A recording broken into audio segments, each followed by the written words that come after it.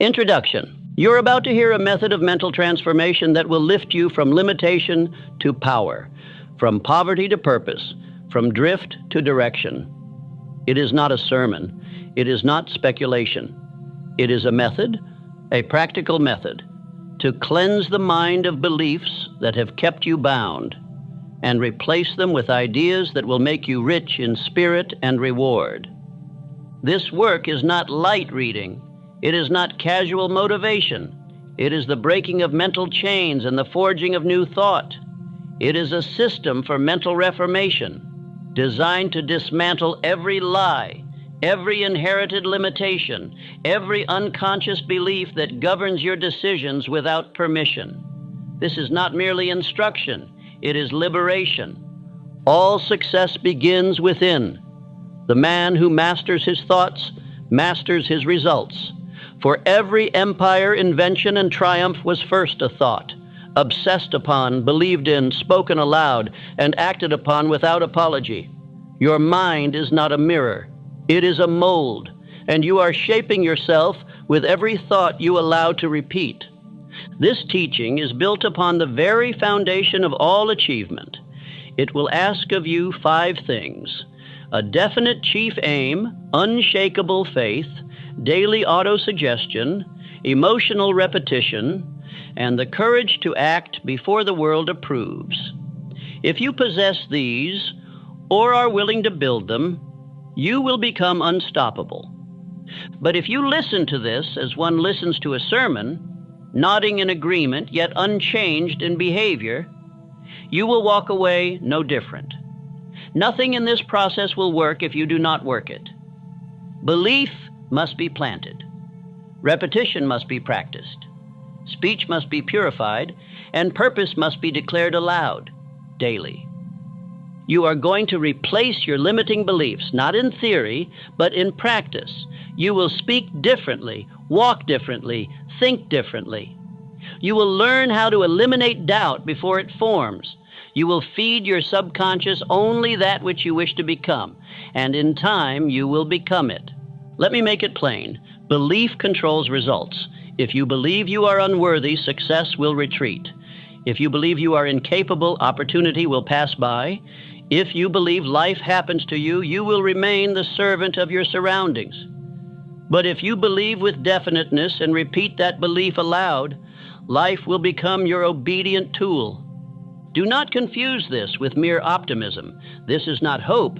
This is mental discipline. A man becomes what he repeats with emotion. Thought is the seed. Belief is the fertilizer. Repetition is the sunlight. Emotion is the water. And action is the harvest. If any element is missing, the result dies before it is born. Repetition rewires identity. Most men repeat their failure unconsciously. They speak it in their excuses. They carry it in their posture. They feed it with every complaint. And so they become it. But now you will learn to repeat your success before it arrives.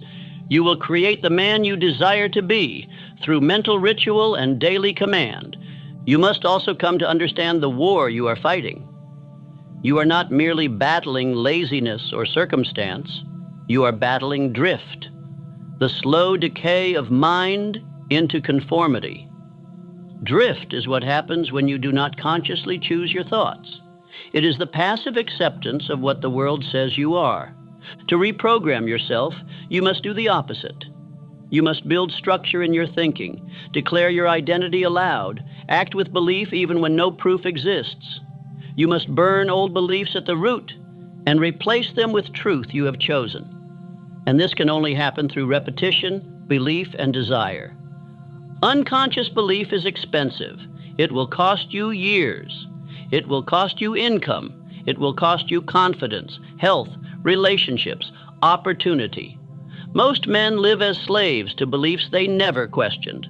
They call it fate. They call it personality.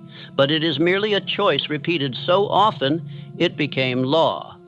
If you do not take hold of your mind, the world will, and it already has. From your earliest days, you were handed beliefs about success, money, confidence, discipline. But were these truths, or were they limitations disguised as wisdom? Until you ask this question, you are living a script written by others. But if you do ask and act, you will step into a power reserved for few. You will become the architect of your destiny, not by luck, nor birth, nor talent, but by law, the law of thought, the law of repetition, the law of faith. These govern all success, and today you begin your training in their use. This process will not be comfortable. You will face the voice of the old self. It will scream. It will mock your new thoughts. It will beg you to return to old habits. But you must not obey. You must bury the old self in repetition, and from that burial a new man will rise.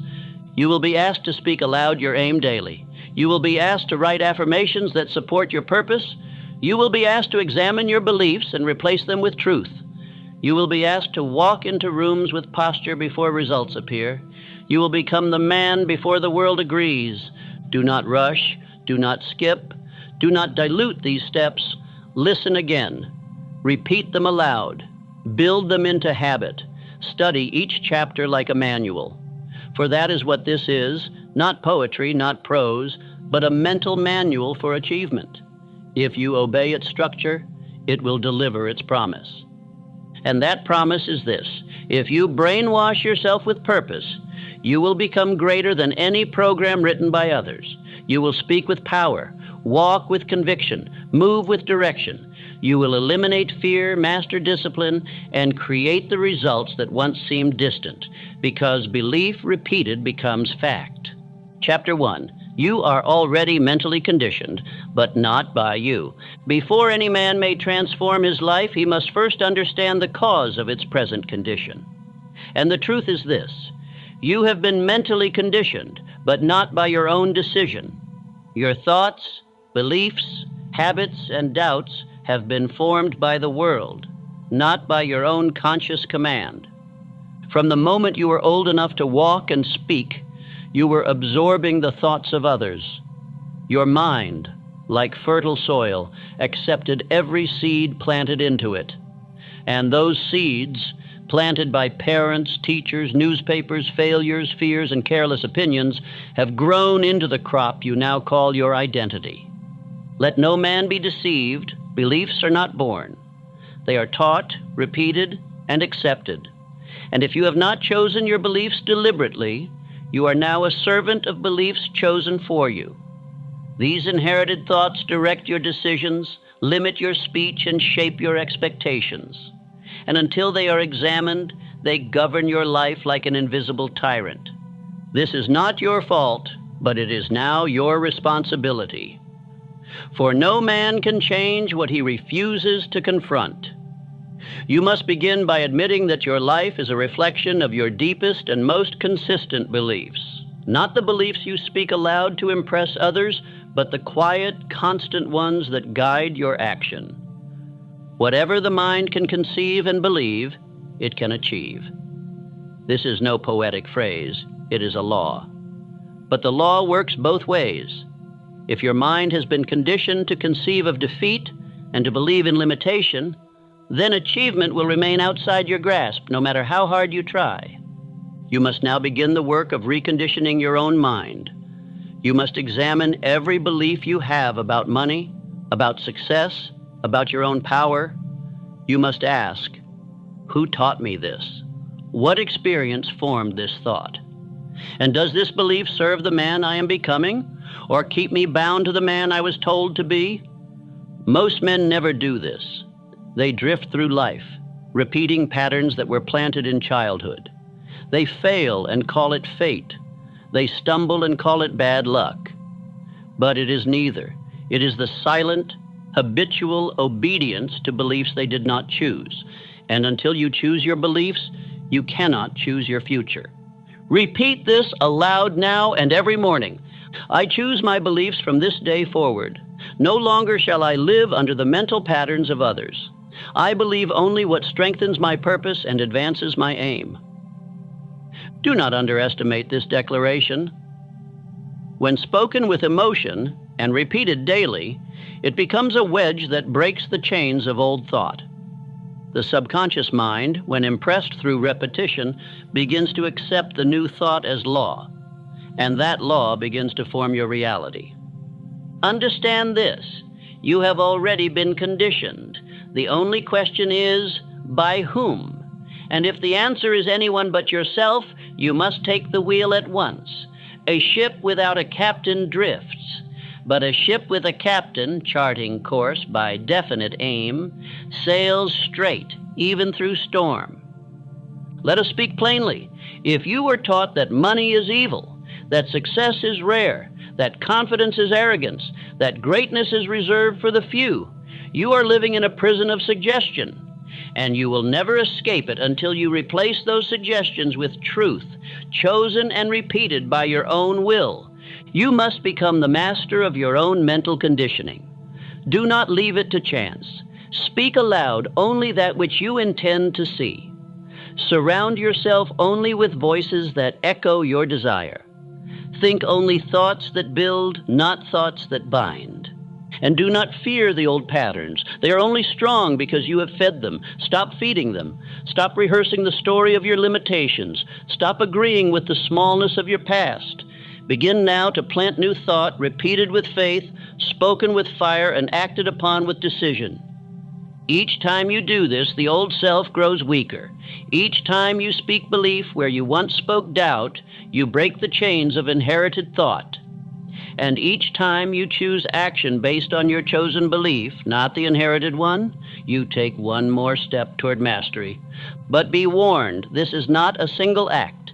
It is a daily discipline.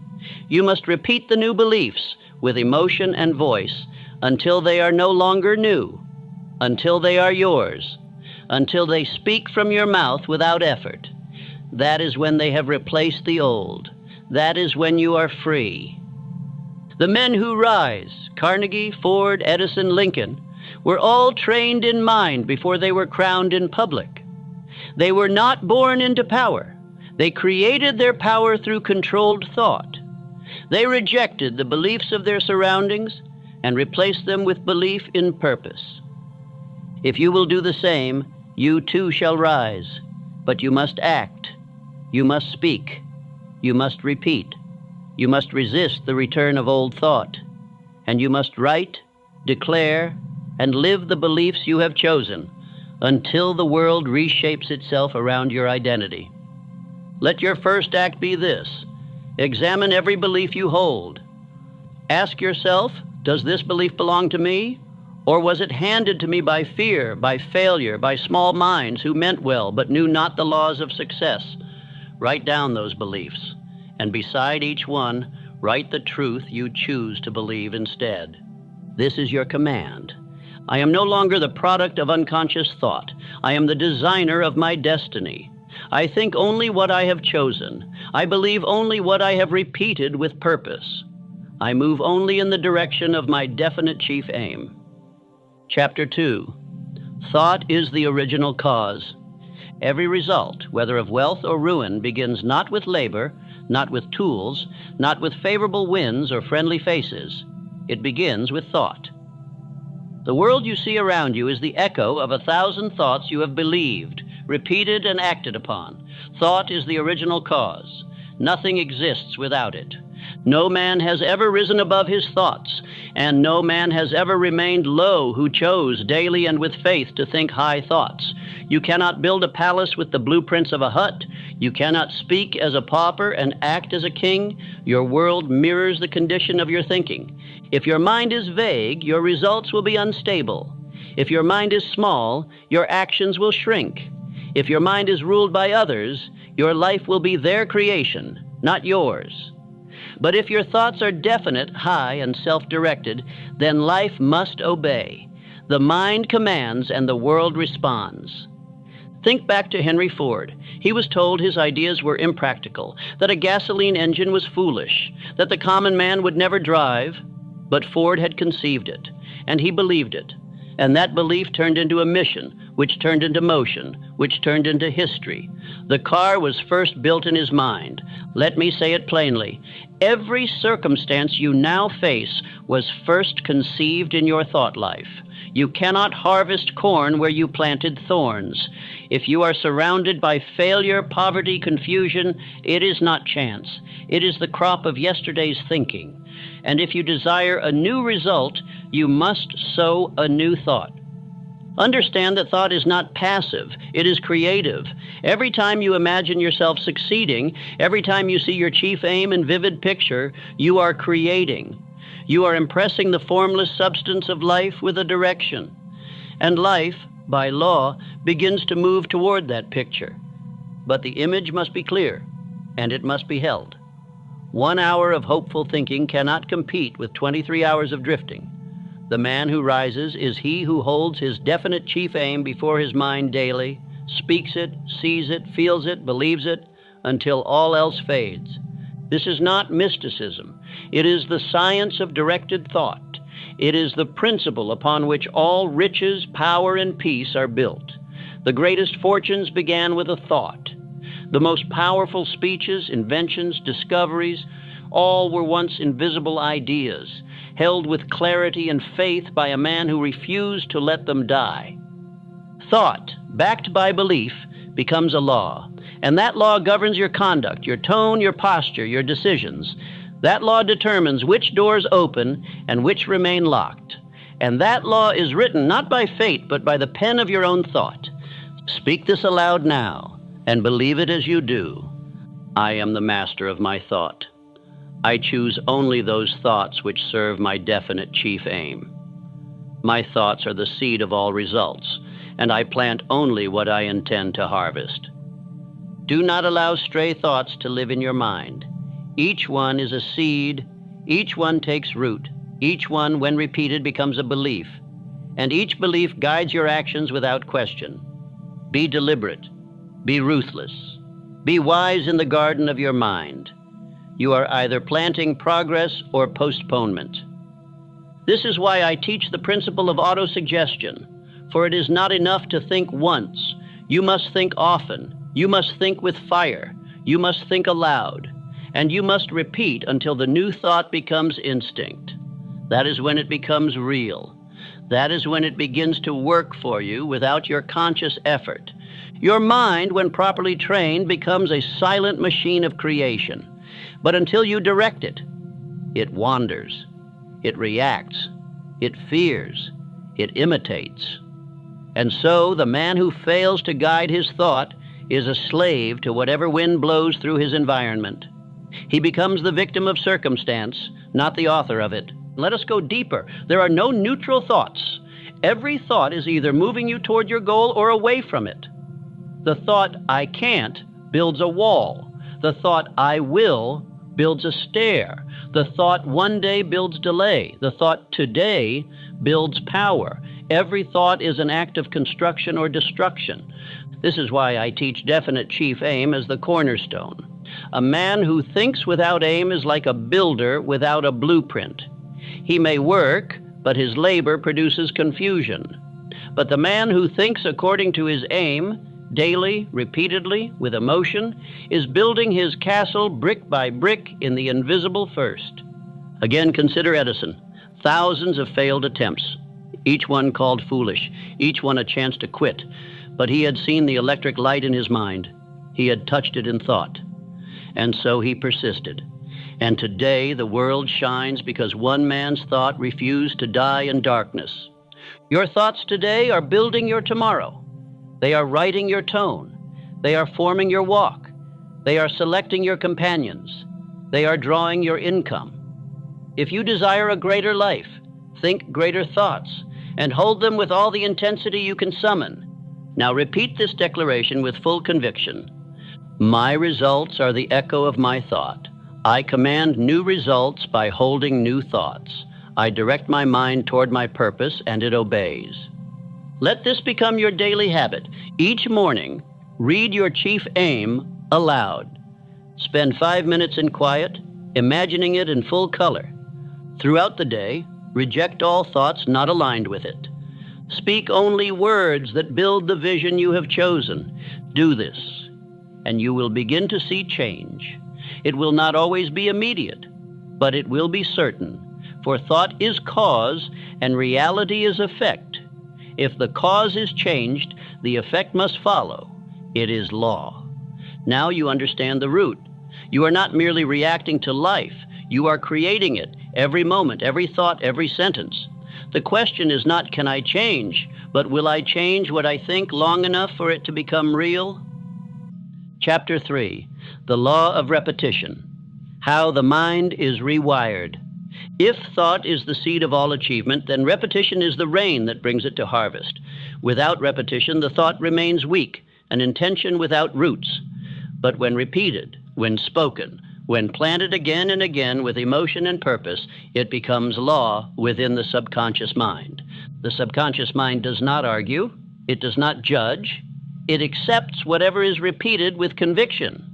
If you tell it you are unworthy, it obeys. If you say, I can never succeed, it agrees.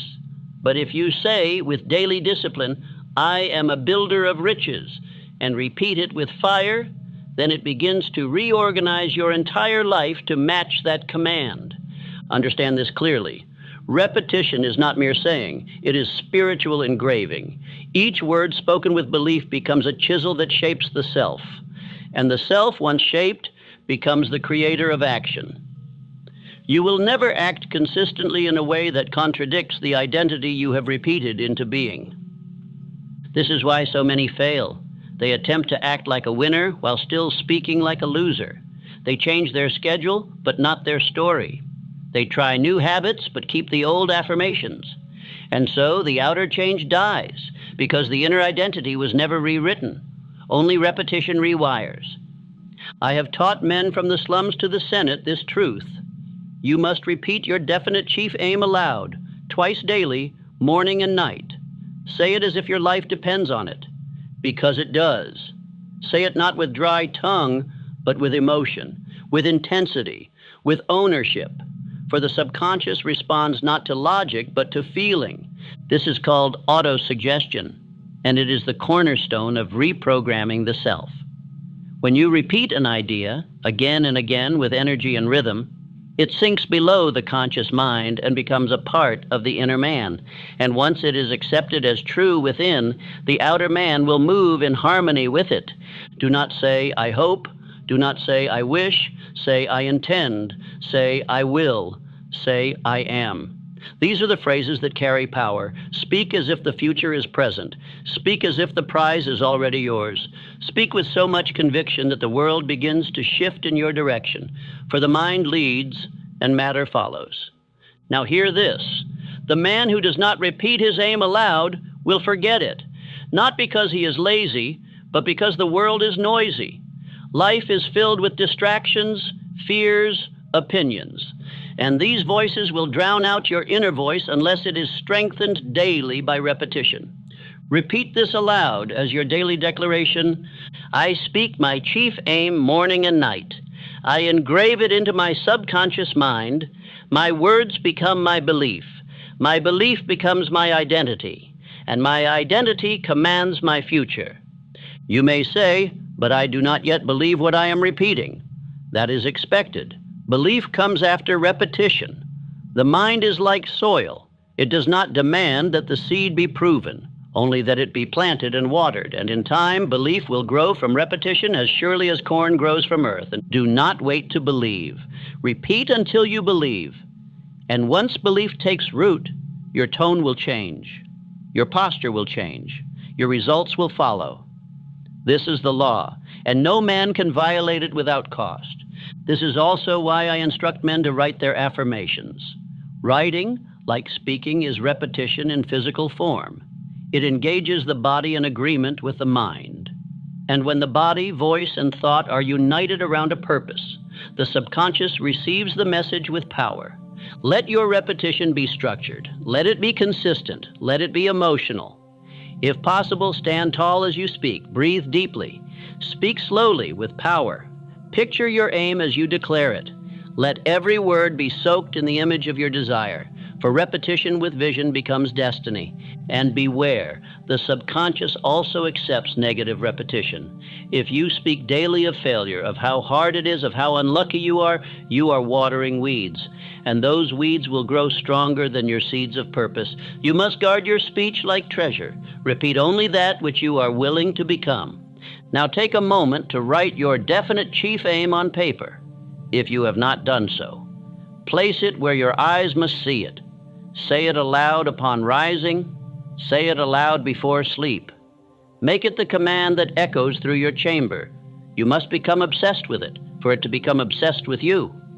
Let us study the example of Charles M. Schwab, who rose from laborer to millionaire not because of birth or fortune, but because he held in his mind a clear aim and spoke of it often. He repeated his intention until his tone changed and others followed. Repetition gave him power, and power gave him influence. You must do the same. Do not wish for charisma. Do not wish for opportunity. Repeat the identity you intend to become, and charisma will form. Opportunity will arise. Doors will open because your voice has been trained to knock. There is no limit to the man who masters repetition. He can become wise. He can become wealthy. He can become unshakable. But the man who repeats only what the world gives him becomes small, for the world will always whisper fear, and if you repeat it, you will become it. Make this your new habit. Create 3 affirmations that serve your chief aim. Speak them aloud 3 times a day, upon waking, midday, before rest. Speak with emotion, not volume. Do this for 30 days without fail. At the end of this practice, you will begin to feel yourself changing. The old doubts will retreat. The tone of your voice will strengthen. You will act more boldly, for you have repeated into being a new identity. And that identity will now guide your conduct. Repeat this final command aloud. I repeat only what I intend to live. I train my mind through speech. I impress my purpose upon my subconscious daily. And the man I speak of, I become. This is the law of repetition. It cannot be broken, only obeyed or ignored. And the reward of obedience is transformation. The punishment for neglect is stagnation. Chapter 4. Identify the old programs. Before a man may fill a vessel with clean water, he must first pour out the stagnant poison. Before you may impress new beliefs upon the mind, you must expose and eliminate the old beliefs that have ruled you in silence. You must uncover the mental programs you did not write, but have obeyed your entire life. These old beliefs were not born from truth. They were formed by repetition, just as you shall now use repetition to form new ones. You were told what was possible. You were shown what was common. You were warned against dreams and punished for defiance. And you accepted it, not because it was right, but because it was repeated. These programs live not in the conscious moment, but deep in the mind, in the place where identity is formed. They are the hidden authors of hesitation, the silent source of fear. They are the whispered lies that say, that's too much for you. Stay humble. You're not that kind of person. You've failed before, you'll fail again. Now hear me. These beliefs are not facts. They are impressions, emotional scars painted with the brush of fear and repetition. And if you do not examine them, they will continue to steer your decisions, your tone, your posture, your entire life, while you believe it is all you're doing. It is time to drag them into the light, to make the unconscious conscious, to identify the exact thoughts that must be replaced if you are to rise. This is not pleasant work, but it is necessary, for you cannot build on rotten foundation. You must first demolish what was built by others. Begin with this question. What do I truly believe about success? Write it down. Write what comes up immediately. Do not filter it. Do not correct it. Let the mind reveal its conditioning. Then ask, where did this belief come from? Who spoke it? What experience imprinted it? Then move to money. What do I believe about money? Is it evil? Is it scarce? Is it only for the lucky or dishonest? And again, where did this come from? A parent's struggle? A teacher's warning, a past humiliation? Let the old program reveal itself. Let no lie hide. Now ask, what do I believe about myself? Not what you say aloud to strangers, but what you say in silence. Am I worthy? Am I capable? Am I destined? Or do you hear another voice, I'm not good enough? They won't accept me? I've always failed? These are not casual thoughts. They are anchors around your spirit. You must remove them. And the first step in removal is naming them. When a lie is spoken aloud and examined, it begins to lose power. When a belief is written and questioned, it begins to unravel. Right now, 5 limiting beliefs I currently hold about success, wealth, or my own power. Do not stop at the surface. Write the exact phrases that run through your mind in moments of hesitation. The ones that stop you from speaking, from acting, from claiming what is yours. Now, beside each one, write the truth that will replace it. Not in vague terms. Be specific. If you wrote, I always mess up under pressure, replace it with, I perform with clarity and power in every circumstance. If you wrote, success is for others, replace it with, I am a creator of success, built by thought, belief, and action. This is the beginning of reconditioning, the removal of falsehood, the excavation of the inner man. And it is the only way to become free. For a man cannot walk in power while wearing the chains of invisible beliefs he never questioned. Now repeat this aloud. I expose every belief I did not choose. I write them. I replace them. I no longer think according to the past. I build my beliefs by decision, not by inheritance. You may be tempted to excuse these beliefs, to say, that's just the way I was raised, or that's just how I think. But no, that is not truth. That is laziness masquerading as humility. You were not born to serve old patterns. You were born to build a new pattern and rise. Understand this clearly. Every belief you do not examine becomes a master you serve unknowingly, and these masters are cruel. They rob you of confidence. They whisper doubt when action is needed. They soften your voice and cripple your decisiveness. That is why you must refute them with writing, with repetition, and with declaration. Not once, not twice, daily. Until the old voice fades and the new one takes its place. Until the falsehood feels foreign and the truth feels familiar. Think of Lincoln, who was mocked for his appearance, doubted for his education, defeated in election after election. But he refused to accept the programs handed to him. He wrote new thoughts in his mind and lived them long before the world believed. And in time, they had no choice but to follow him. You must now do the same. Write your truth until you believe it. Speak your new beliefs until your tongue forgets the old ones. Act in alignment with your chosen identity, even when you feel like an imposter. That feeling will pass. But the new identity will remain. Repeat this command each morning. I no longer obey the voice of the past. I choose my thoughts. I speak my truth. I build the man I have decided to become.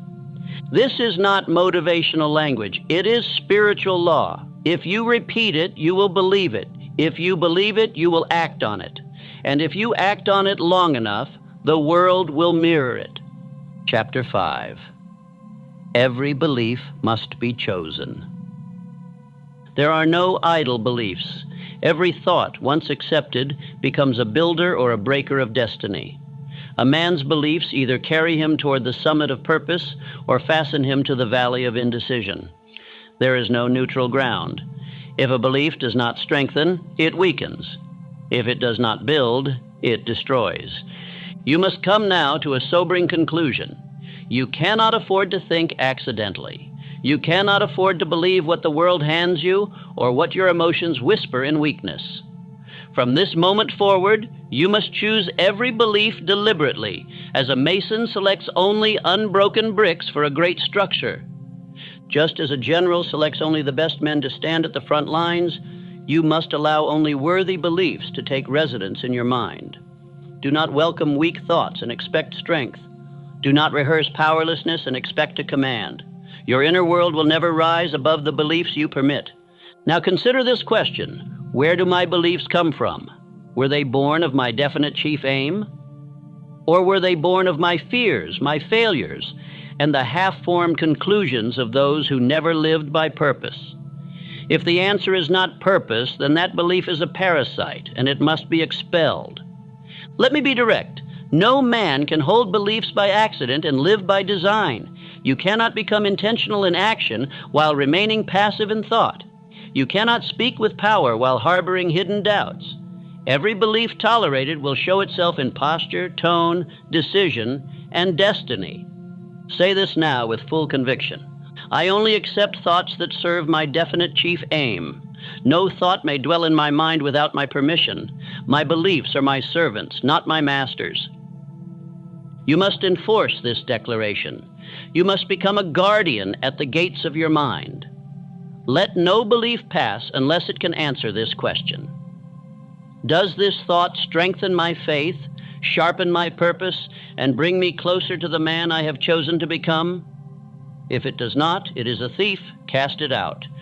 Understand that most men suffer not because they lack resources, but because they have not chosen their beliefs. They accept fear as fact. They accept hesitation as humility. They accept failure as fate. And thus their lives remain at the mercy of beliefs they never examined. But you are not most men. You are one who thinks on purpose. You are one who understands that belief is the root and behavior is the fruit. You are one who dares to uproot what has been and to plant only what must be. Let us take an example. Carnegie, as a young immigrant with no wealth, no favor, no formal education, held one belief: I will become the master of industry, for I am willing to pay the price. That belief shaped every step he took, and in time the world bowed to match what his mind first conceived. You must be just as deliberate. You must build your belief system like a fortress. Write it, read it, speak it. Refuse to entertain the opinions of the defeated. Refuse to repeat the assumptions of the small. You are building a temple of thought, and only sacred belief may enter. Create now a short list of chosen beliefs. Write them on paper. These are to be repeated daily. These are to be spoken aloud with authority. Let me offer you a foundation. I am the architect of my destiny. Every thought I choose moves me closer to wealth, purpose, and peace. I do not dwell in the past. I build from it. My faith commands my future. I believe what I intend, and I intend greatness. Speak these aloud now, then make them your daily mantra, and add to them, tailor them, engrave them into the walls of your mind. For the mind accepts what is repeated, and repetition builds belief, and belief governs your every result. Do not tolerate contradiction. You cannot speak faith and believe fear. You cannot rehearse defeat and expect strength. You cannot declare a chief aim while secretly believing it is beyond you. That is the language of drift, and drift is the path to obscurity. Let me remind you, the subconscious mind does not care if a belief is true or false. It only obeys what is repeated with emotion. So if you repeat lies, even unknowingly, they will still form your reality. That is why you must be aggressive in replacing them with chosen declarations. Repeat this aloud. I reject every belief I did not choose. I speak only what builds. I think only what lifts. I act only upon thoughts that serve my purpose. I am no longer ruled by opinions. I am ruled by decision. Decision is the mark of mastery. The man who chooses his belief each morning and speaks it without apology is the man whose life will reflect power. He no longer asks permission to think. He no longer waits for evidence before he believes. He chooses, he believes, he repeats, and life obeys. There is no magic in this. There is only law. And the law is this: belief, repeated with emotion and acted upon daily, becomes reality. That is the path. That is the system. That is the furnace in which all greatness is forged. Chapter 6.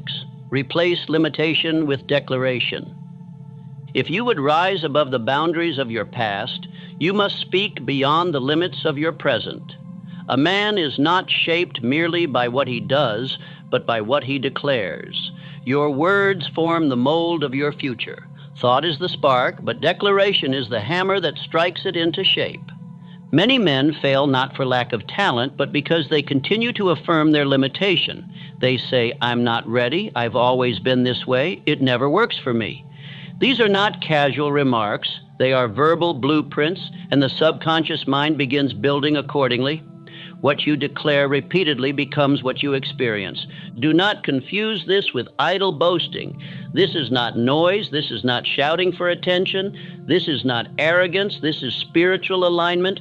To declare is to give order. It is to assert identity. It is to say, "I am the master of my thought, and I command life to move in this direction."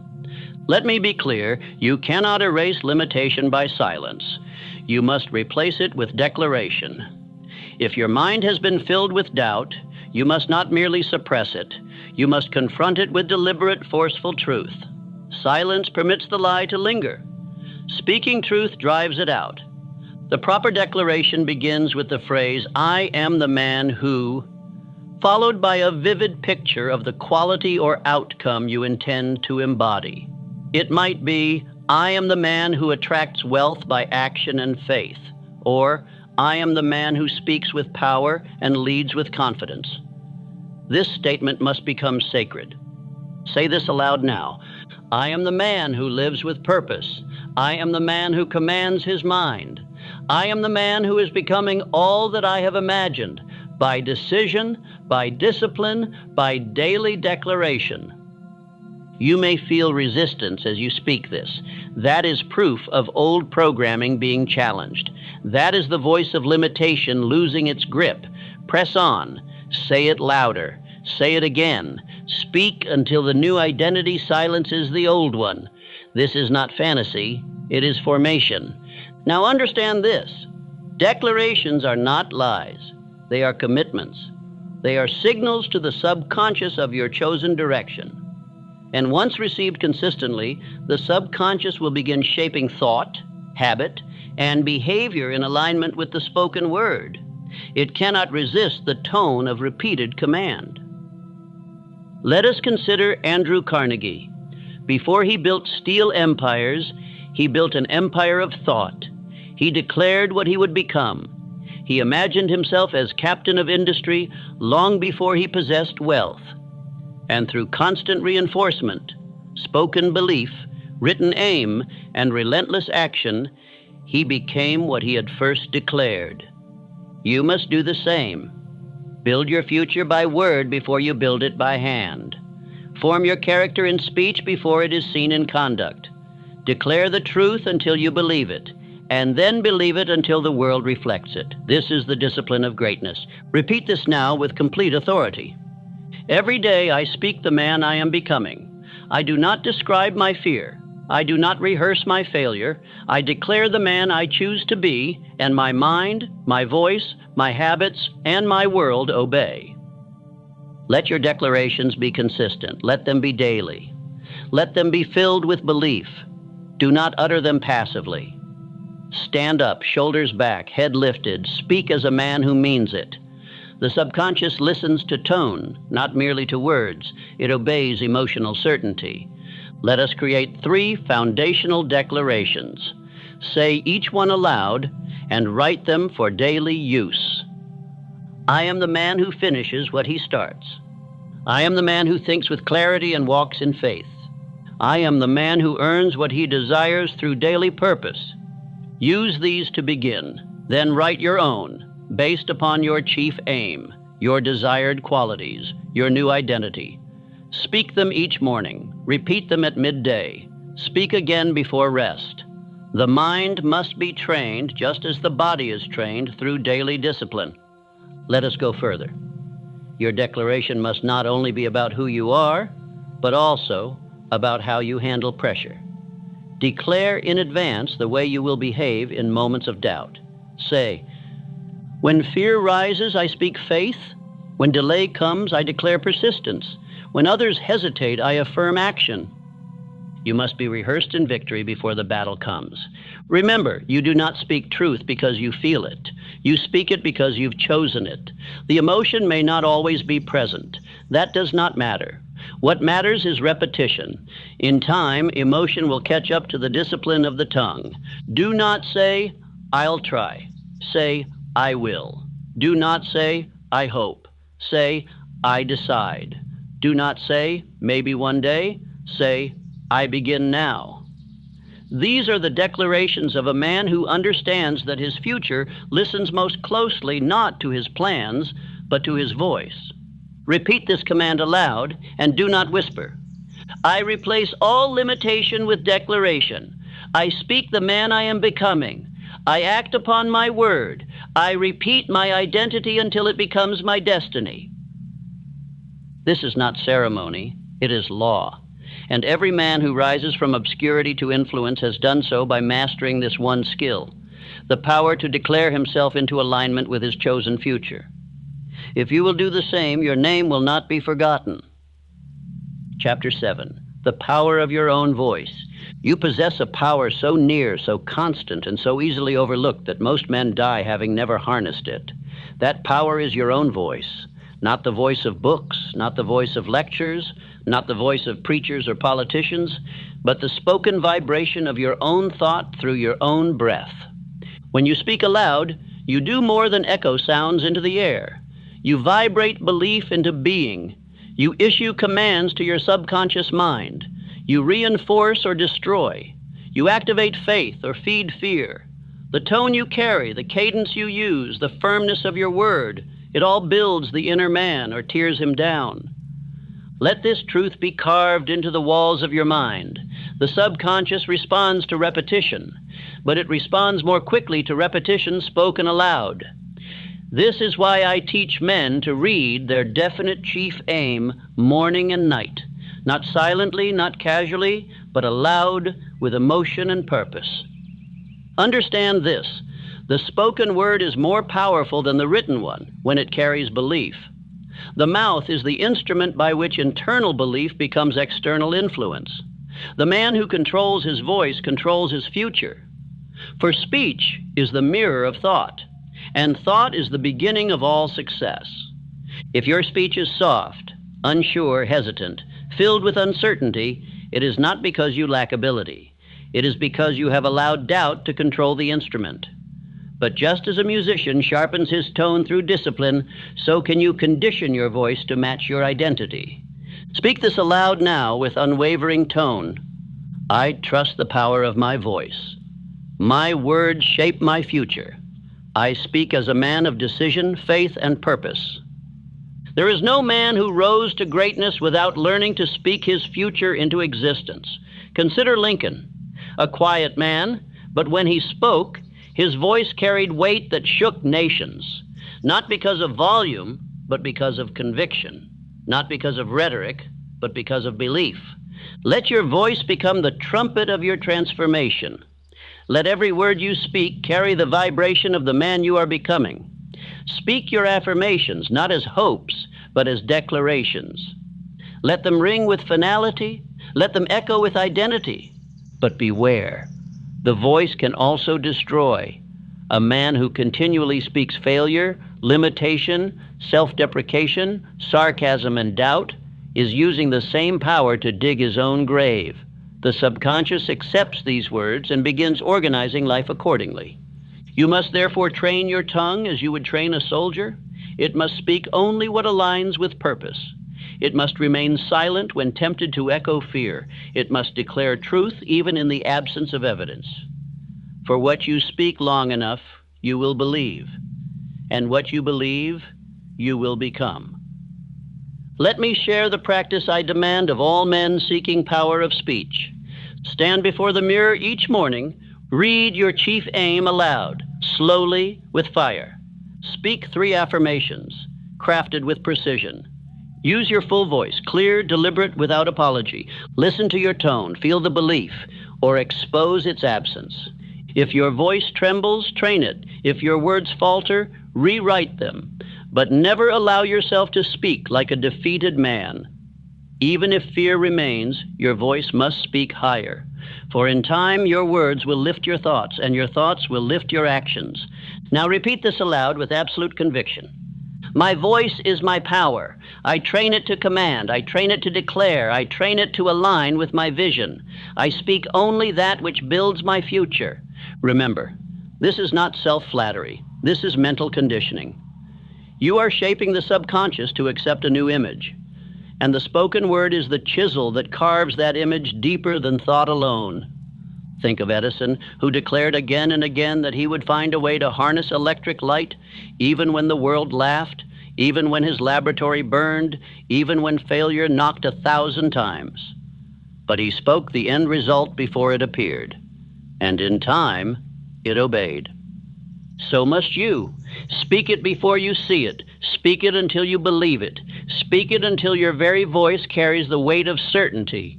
For once the voice is conditioned, hesitation flees, and the world cannot ignore a man who speaks with the tone of victory. Now go and record your own speech. Listen to it daily. Hear the tone. Hear the gaps. Hear where belief breaks. And speak louder in those places. Rehearse strength until it is your default. Train your voice until the words of faith flow as naturally as breath. You will never speak like a king while believing like a beggar. But the voice, when trained, begins to reshape belief. You may begin in doubt, but you will end in mastery if you discipline your tongue to match your chosen future. Repeat this final command aloud. I speak my purpose until it becomes me. I train my voice until it commands. I do not speak fear. I do not speak failure. I speak only that which aligns with who I have chosen to be. Chapter 8. Thought without emotion is powerless. Thought is the seed, and repetition is the water. But it is emotion that gives life. Without emotion, your thoughts remain dry.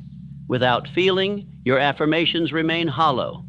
Without desire, your repeated statements fall on deaf ears within your own subconscious. Emotion is the heat that makes thought boil into belief. The subconscious mind does not respond to intellect alone. It is moved by feeling.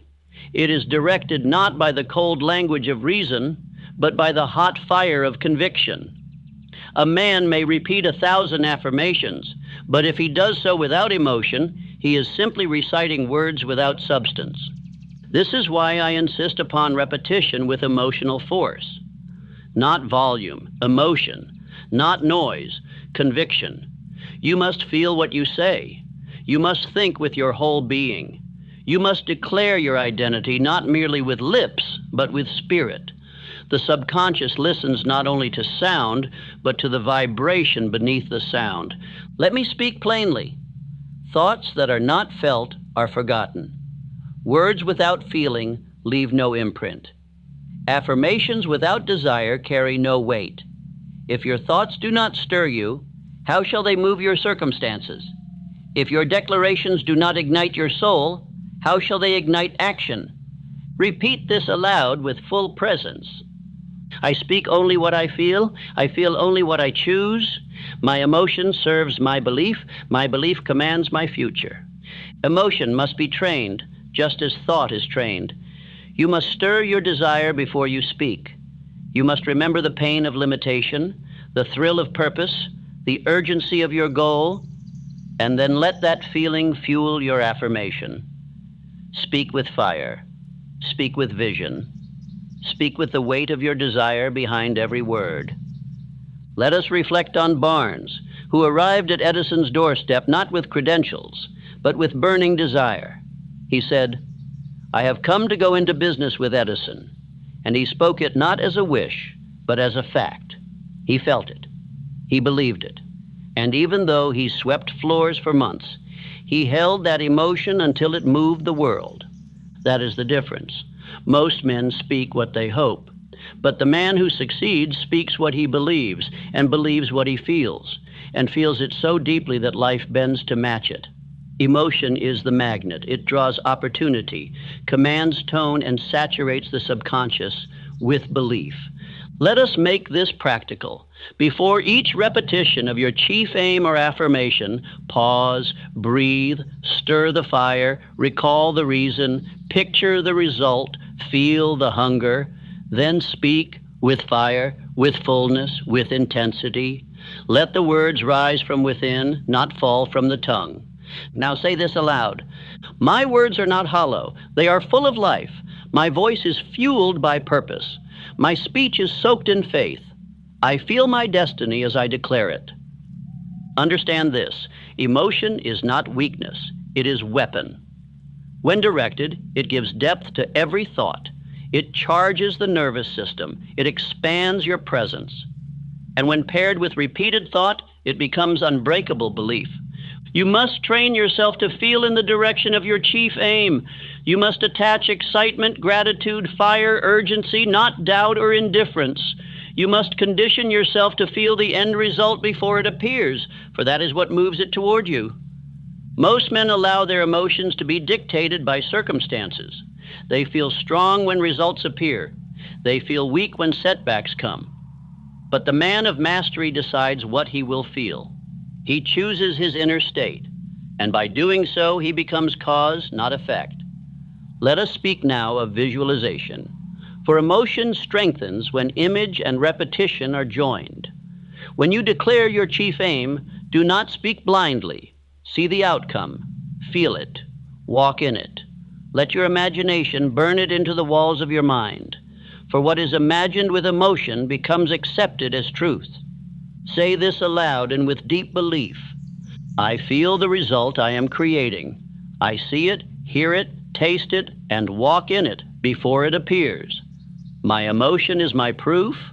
My conviction is my power. If you have ever wondered why some men rise while others circle in the same life, it is because those who rise feel their purpose deeply and daily. They do not need proof. They live by inner flame.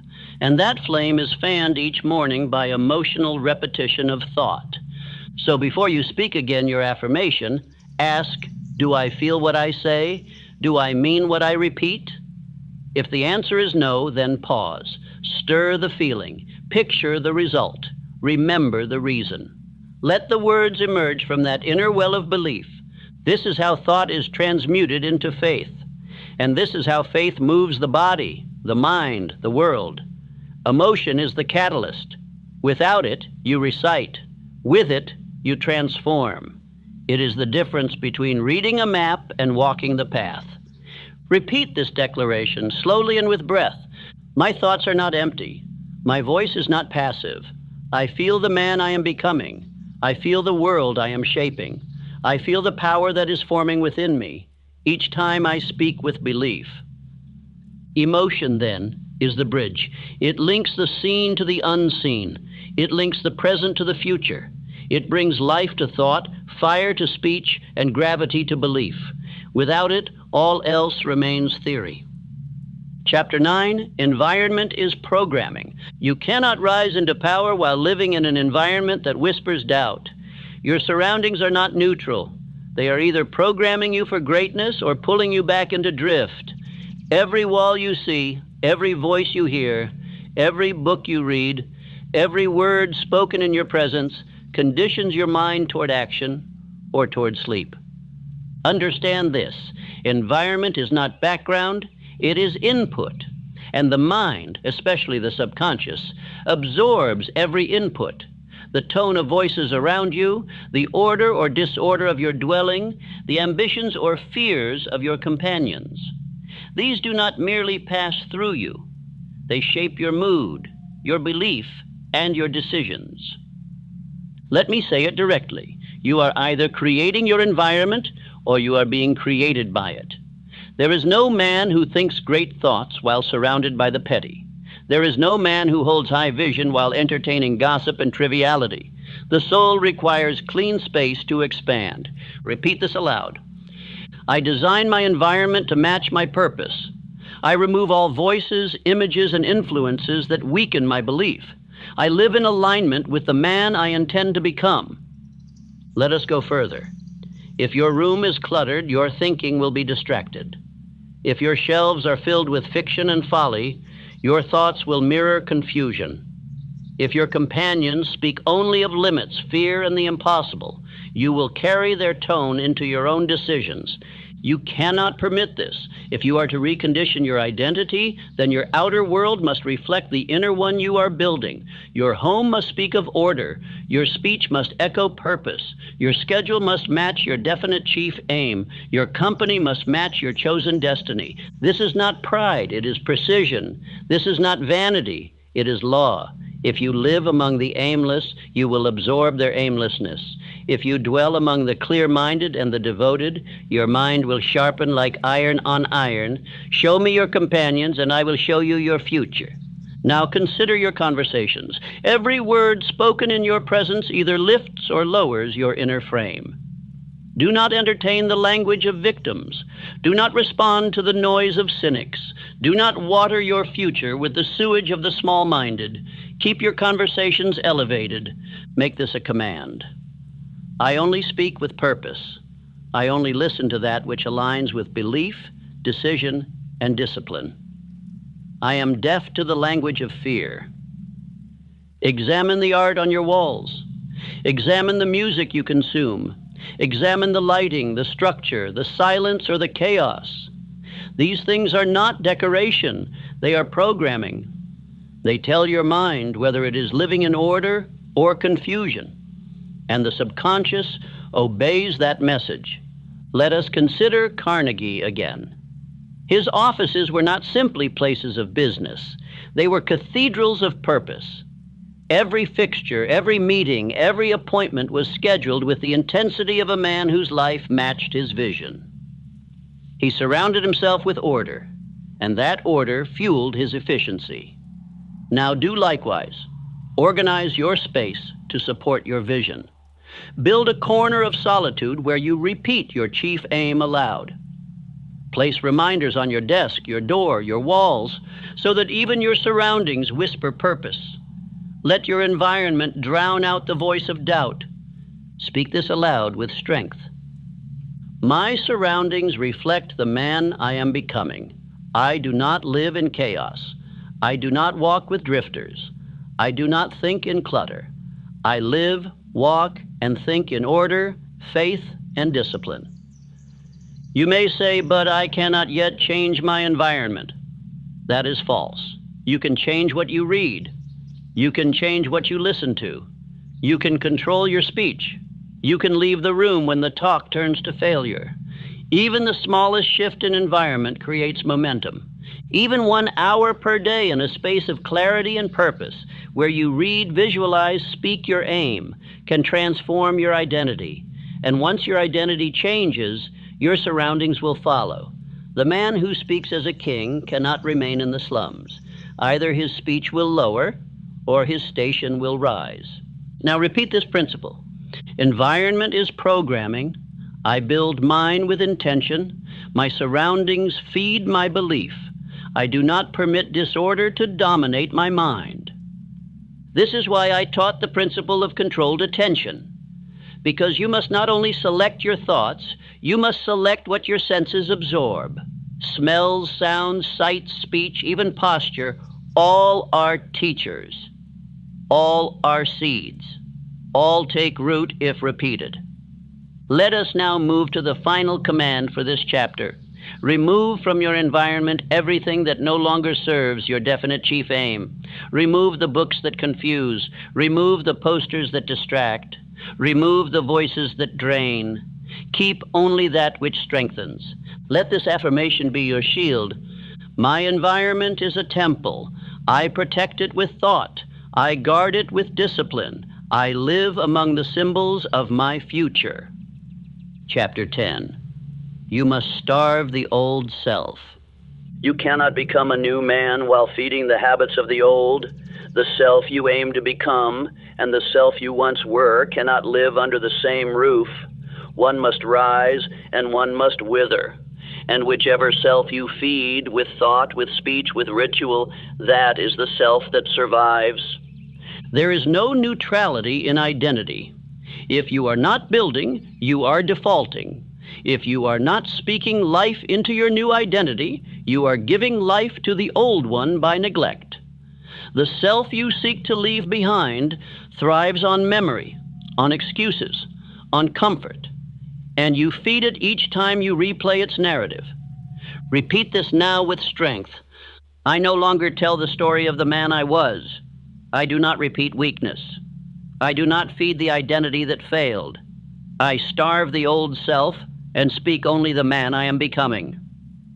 The old self survives on small things. The sentence, "I've always been like this." The shrug, the delay, the slouch, the idle complaint. Each is a spoonful of nourishment for the man you are trying to bury. If you would rise, you must stop feeding your own enemy. You cannot repeat your chief aim in the morning and repeat your doubts by midday. You cannot walk with boldness by day and then rehearse defeat in the solitude of your thoughts. Every moment is either sacrifice or surrender. Every word is either the breath of your new life or oxygen to the old one. Let me speak plainly. The old self will not leave quietly. He will bargain, he will plead, he will show you his memories, he will whisper, but this is who you are. And your only reply must be action. Silence him with discipline. Starve him with change. Consider a man who quits a poison but keeps it in his cupboard. He has not quit. He has delayed the fall. Likewise, if you say you are transforming, yet continue to feed the thought patterns, the friendships, the habits of your old self, you have not transformed. You have postponed the return. Repeat this aloud with fire. I owe nothing to the man I used to be. He cannot come with me. I starve his story. I deny his language. I withdraw all attention and energy from his memory. Understand this. Every time you speak of the past with regret, shame, or humor that glorifies failure, you are repainting the walls of your current identity. You must not only stop thinking like the old self, you must stop speaking him into existence. Let us make this practical. Starting today, no more telling stories of the man who failed, quit, avoided, feared. Tell no tales that reinforce limitation. Speak only as the man who is now rising. Frame every story, even the painful ones, as evidence of growth, not identity. Say this now. I do not feed weakness. I do not entertain failure. I extract the lesson and move on. I remove all glory from defeat. I walk forward and speak only what builds. Now let us consider your routine. Your former self was kept alive by a certain rhythm of when you rose, how you ate, how you thought, what you tolerated. If you continue to live in his pattern, you will continue to live in his shadow. Identity is tied to habit. You must disrupt the rhythm of the man you wish to leave behind. Begin tomorrow differently. Rise with urgency. Stand when you would sit. Speak when you would hesitate. Move before you are ready. Each deviation weakens the old self's grip. Each decision is a cut to the cords that tether you to who you were. Let us study the life of Lincoln. He suffered defeat after defeat, yet did not carry those defeats as chains. He carried them as tools. He starved the voice of shame by feeding the voice of principle. He starved the identity of the small-town failure by speaking as a national leader long before he was one. You must do likewise. Deny the old voice its daily bread. Replace it with a new declaration, a new tone, a new posture. And over time, the man you were will weaken, like a fire left without fuel. Repeat this now with finality. The old self is no longer my reference point. I no longer feed him with words, attention, or memory. I rise as the new man, and the old must fade. You may feel tension in this process. That is natural. The old self has years of residence in your being. He will attempt to reclaim the throne, but repetition defeats nostalgia. New action overrides old sentiment. Speak louder than his whisper. Move faster than his delay. And when others speak to you of who you were, do not argue. Simply outgrow their memory. Let your life become so transformed that they can no longer recognize the version they once knew. Chapter 11. Feed the new identity daily. A man does not become great through a single act. He becomes great through daily obedience to a vision of himself that is higher than the self he left behind. If you would remain free from the old identity, you must feed the new one every single day, with thought, with speech, with movement, and with purpose. You do not feed identity with food. You feed it with repetition, with rituals, with the daily honoring of your definite chief aim. You feed the new man by thinking as he thinks, by walking as he walks, by speaking what he would speak, and by refusing to break character, even when no one sees you. Repeat this now with precision. I feed the man I have chosen to become. I nourish him with discipline. I strengthen him with repetition. I affirm him daily until no part of the old self remains. Identity is not formed in lightning bolts. It is formed in footsteps. It is formed in mornings. It is formed in silence. It is formed when you repeat the same powerful command again and again until it is no longer effort. It is nature. You will become what you feed, and you will forget what you starve. Here is the method, and I demand that you follow it without fail. Do not treat this as an idea. Treat it as a law. 1. Each morning, stand and read aloud your definite chief aim, not softly, but with strength, with posture, with breath, with eyes forward and voice firm. Let your mind hear the command of your own destiny. Let your tone carry the weight of belief. 2. After reading, visualize, not vaguely, not loosely, but clearly, vividly, emotionally. See yourself already in possession of what you have claimed. See the income. See the influence. See the posture. See the room. See the respect. Walk in it in your mind. 3. Speak affirmations tied to your chosen identity. I am the man who acts with faith. I am the man who finishes what he begins. I am the man who moves before the world agrees. Make these your law. Let them form the core of your inner vocabulary. 4. Walk with the posture of your future self. Not when it's convenient, not when people are watching, all the time. Let your physical being reflect the man within. The subconscious sees the shoulders, feels the chest, senses the breath. It listens to your body. 5. Journal your progress. Each evening, write not of your problems, but of your proof. Record how you honored your aim. Record your victories of thought, your moments of strength. This is how you record a new memory track in the mind, a track that plays automatically with repetition. Repeat this aloud now. My days are not left to accident. My habits are the bricks of my identity. I feed the man I choose to become through ritual, discipline, and thought. Do not mistake this process for something casual. This is spiritual construction. You are building a mental fortress. You are reconditioning the subconscious mind to accept a new leader, you. And no man becomes ruler of his fate without ruling the unseen hours. Let us examine the story of Henry Ford. Before his name was known, before his machines changed the world, he fed his vision daily. He thought on purpose. He spoke only what built. He ignored every mocking voice. He rose early. He moved with direction. He fed his mind with certainty until that certainty shaped machines and men alike. So must you. You are not waiting to become something. You are acting as him now. You are feeding that identity until it is unshakable, until when doubt arrives, it finds no appetite, until when the world hesitates, you advance. And let me warn you, this discipline must not be interrupted. Skip one morning and the old self grins. Ignore your affirmations and fear re-enters the house. Fail to visualize and the image fades.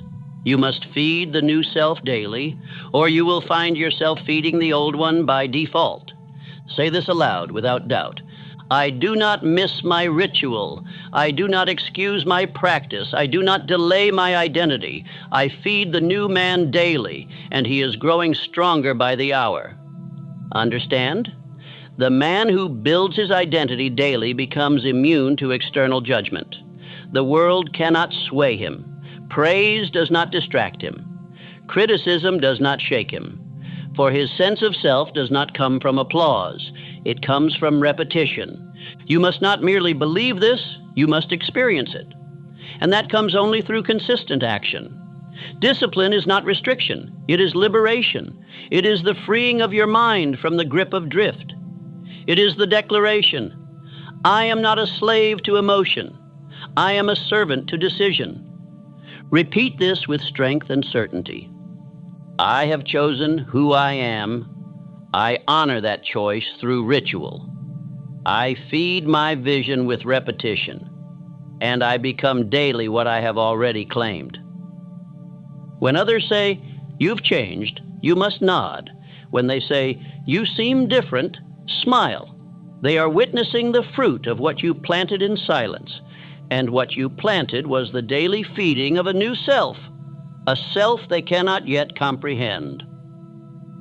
Chapter 12. The brain accepts what you repeat. Your brain is not a judge, it is a recorder. It does not question the truth of what you say, it accepts what you repeat. It does not argue with your affirmations, it obeys them. It does not care if you speak in fear or in faith, it follows the rhythm of your repetition. This is a law, not a theory. This is not based on chance, emotion, or luck. It is the law of autosuggestion. Whatever thought is impressed upon the subconscious through repeated emotional statement is eventually accepted as fact and acted upon accordingly. And your identity is shaped by this law every single day. Repeat this aloud with full awareness. My mind accepts what I repeat. I am the master of repetition. I impress truth into my subconscious until it becomes my identity. Think carefully. You may not remember every word you speak, but your subconscious does. Every time you say, I'm tired, I'm unsure, I always fail, the mind records that. It builds a file. It stores it as truth. And with enough repetition, it begins to form behavior to match that belief. This is how most men program themselves into mediocrity. They joke about their limitations. They casually affirm their doubt. They speak idly. But the subconscious is never idle. It records, it builds, it repeats, and soon the man becomes a reflection of every careless word he has spoken. Now consider what happens when a man takes command of repetition, when he speaks on purpose, when he repeats with fire, daily, the image of who he chooses to be, when he says, I am the man who rises early, I am the man who executes, I am the man who leads. Then the subconscious begins reorganizing everything in his life to match that picture. You must become a commander, not a victim of repetition. Every morning, plant the right thoughts. Every night, water them again, speak them aloud, feel them, believe them, and do not stop, not for a day, not for a moment. For the brain does not resist what is repeated, it accepts it. Let us take the example of Woodrow Wilson. Long before he became president, he practiced the tone, the posture, and the presence of a statesman. He repeated his ideals, his aims, his statements of destiny. He declared them so often that he became them. He was president in his mind long before the office caught up to him. You are no different. What you speak with repetition, you will live. What you think with feeling, you will become. What you repeat with belief, you will create. This is the hidden key to all self-mastery. This is the mechanism of all transformation. Now repeat this aloud, slowly and with strength. I plant my beliefs through repetition. I do not speak idly. I do not think carelessly. I impress greatness upon my mind every single day. You must treat your mind as fertile soil. Your words are seeds, your emotions are water, and your repetition is the sunlight. Plant garbage and garbage will grow. Plant vision, purpose, strength, and you will reap results in exact proportion to your repetition. But beware, the weeds of old thought grow quickly when left alone. If you do not plant new thoughts, the old ones return. If you do not speak with purpose, drift will fill the silence. You are either programming your mind, or it is being programmed by memory and surroundings. Let us make this a law. Every affirmation must be spoken aloud. Every declaration must be repeated at least twice daily. Every chief aim must be recited until memorized and spoken with full voice. Every negative statement must be caught and replaced instantly. Every day without repetition is a day the old self regains ground. This is your charge. This is your blueprint. And this is how you take hold of the mind that shapes your world. Say this now. I do not drift. I do not repeat weakness. I repeat only what I choose to become. And I repeat it until the world has no choice but to reflect it. You may say it feels false. That does not matter. The subconscious does not know the difference between imagination and reality. It only knows repetition with emotion. If you feel it deeply and speak it often, it becomes your reality, regardless of where you started. Repetition is not a trick. It is the building of mental muscle. Just as the arm becomes strong by lifting weight each day, so does the mind become strong by lifting truth each morning. And in time, that truth becomes your nature. When I wrote Think and Grow Rich, I repeated my own aim aloud daily. I declared my mission. I affirmed my strength. And I did not stop when results were small. I did not stop when doubt crept in. I did not stop when others questioned me. I continued until repetition became belief and belief became result. You must do the same, and more. You must build a mind so conditioned by truth that the old lies cannot breathe in your presence. You must speak with such repetition that hesitation flees. You must think with such frequency that your identity has no option but to rise. Let this final command ring out from your lips. I repeat until it becomes me. I speak until it shapes me. I think until it guides me. I believe until I act without doubt. Repetition is my power, and I use it with precision. Chapter 13. Words are creation. The words you speak are not descriptions of life. They are commands to life. They do not merely reflect your state of mind. They create it. Every sentence you utter is a blueprint handed directly to the subconscious, and the subconscious begins its construction without delay. I tell you now, words are not idle. Words are not cheap. Words are not harmless. Every word carries the vibration of belief or the echo of doubt.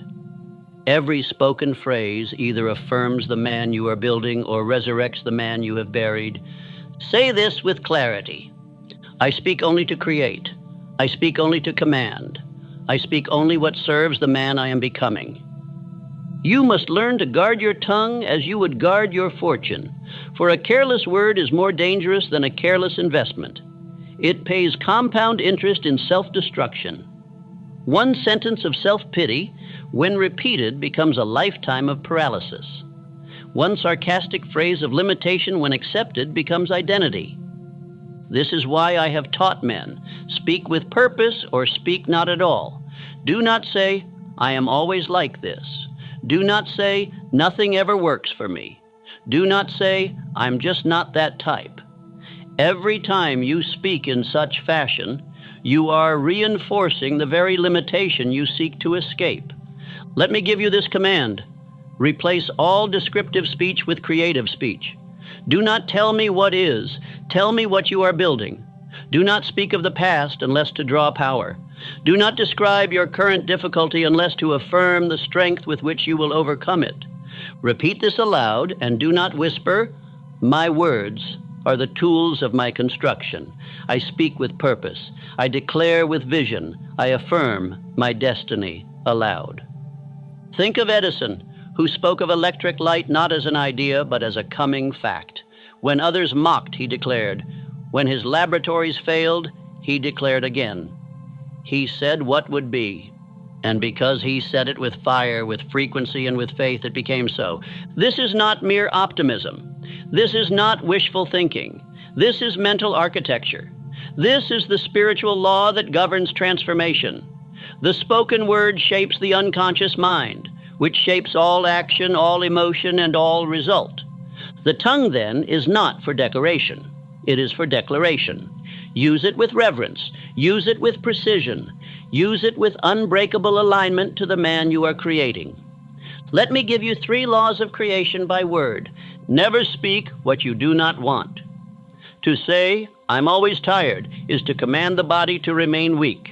To say, I'm never good at this, is to instruct the mind to remain inadequate. Speak in present identity. Do not say, I will be. Say, I am becoming. Do not say, someday I'll. Say, I am already acting as the man who. Repeat aloud daily. Your affirmations are your armor. Your declarations are your building blocks. The more you speak them, the more they shape your subconscious. And the more your subconscious shapes the world around you. Say this aloud now and feel the weight of it. I create with my tongue, I build with my tone. I speak only the man I have chosen to be. My words do not describe, they define. You must now examine every phrase that leaves your lips. You must begin to catch every word of limitation, of sarcasm, of self-degradation, of pity, of excuse. And you must replace it immediately with words of clarity, strength, belief, and intention. If you would be wealthy, you must speak like the man who commands wealth. If you would be wise, speak only wisdom. If you would be respected, let every word carry dignity. If you speak like the man you were, you shall remain him. If you speak like the man you are becoming, you shall meet him. Now repeat this affirmation with full strength. Every word I speak builds my future. I do not speak of failure. I do not affirm defeat. I speak only in direction, in discipline, and in dominion. The old self will attempt to sneak into your speech. He will dress his language in humor, in humility, in apology, but you must not allow him voice. You are now the gatekeeper, and your gate is your tongue. What you allow through it will multiply. Now let us speak of tone. For it is not merely the word, but the way you speak it that matters. Your tone is the emotion behind the sentence, and the subconscious listens more to tone than to syllables. If you say, I believe I can, but your voice wavers, you do not believe. If you say, I am strong, but you whisper it, you are not strong. Speak with tone, speak with presence, speak with certainty. Let your voice carry your future in its vibration. Repeat this final command for this chapter. My voice is my sword, my words are my hammer. I speak to create, I speak to command. I speak only what builds my chosen identity. Chapter 14. Emotion is a tool, not a master. Emotion is power, but it was never meant to govern the man. It is a servant, not a king. Most men fall because they feel before they decide. They allow emotion to rise and then submit their thinking to it. But you, if you would become master of destiny, must learn to direct emotion like fire in a furnace. Let us speak plainly. Emotion is the fuel of belief. It is not to be denied nor destroyed. It is to be harnessed. You do not conquer feeling by numbing it. You conquer it by directing it toward your purpose. The disciplined man does not feel less, he feels higher. Say this aloud with presence. My emotion is mine to command. I do not follow my moods. I instruct them. I feel on purpose, and I feel in alignment with my chief aim. When I teach the principle of autosuggestion, I do not say repeat words passively. I say repeat them with feeling, with conviction, with spirit. For emotion is what stamps the thought into the subconscious mind. It is the fire that welds thought into belief. But the same fire that builds can destroy. And this is where most men fall. They allow emotion to run untamed. They say, I'm just not feeling it today. And because of that, they do not move. They say, I feel afraid. And so they do not speak. They say, I feel doubtful. And so they do not begin. This is backwards. The man of mastery acts regardless of feeling. He does not wait to feel courage. He acts and feeling catches up. He does not wait to feel belief. He repeats the belief until the feeling is kindled. Emotion must be led, not followed. Repeat this now with fire. I act before I feel. I move before I am ready. My emotion is my servant. It does not rule me. I choose what I feel, and I train it daily. Let us take the example of Barnes, who went to Edison without money, position, or assurance, but with emotion properly aimed. He had burning desire. He had faith so alive it became visible in his posture, his tone, his persistence. He did not wait to feel certain. He declared certainty, and certainty came. This is your pattern. When doubt arrives, speak louder. When fear whispers, move faster. When lethargy tempts you, rise with urgency. Emotion changes not through reflection, but through command. You must tell it where to go, not ask it where it wishes to take you. Let me give you 3 laws of emotional mastery. Emotion follows focus. If you dwell on what is lacking, you feel weak. If you dwell on what is coming, you feel power. Direct your focus, and you direct your state. Emotion amplifies repetition. Speak your affirmation with full breath, posture, and tone, and the feeling will catch flame. The subconscious will receive it deeper. Feel what you speak. Speak what you feel. Emotion is trained through action. Do the hard thing again and again, and soon your body will no longer associate it with fear. The feeling of dread is burned out by the fire of repetition. Say this aloud as a vow. I train my emotion like a warrior trains his blade. I do not follow weakness. I do not obey fear. I direct my feeling to match my future. Many men say, but I can't help how I feel. That is false. You can help what you repeat. You can help what you focus on. You can help how you move, how you breathe, how you speak. And when you help these, your feeling changes. Do not let emotion become your excuse. Let it become your engine. If you are angry, channel it into progress. If you are afraid, convert it into urgency. If you are discouraged, let that heaviness become fuel for movement. Look to Lincoln, who suffered deeply, yet allowed that sorrow to make him more thoughtful, more deliberate, more anchored in principle. He did not allow pain to blind him. He allowed it to deepen his sense of responsibility. This is mastery. This is manhood. This is the trait of the uncommon few who rise. They are not without emotion. They are with commanded emotion. Emotion that serves aim. Emotion that bows to discipline. Repeat this aloud. I do not trust every feeling. I test it. I train it. I transform it.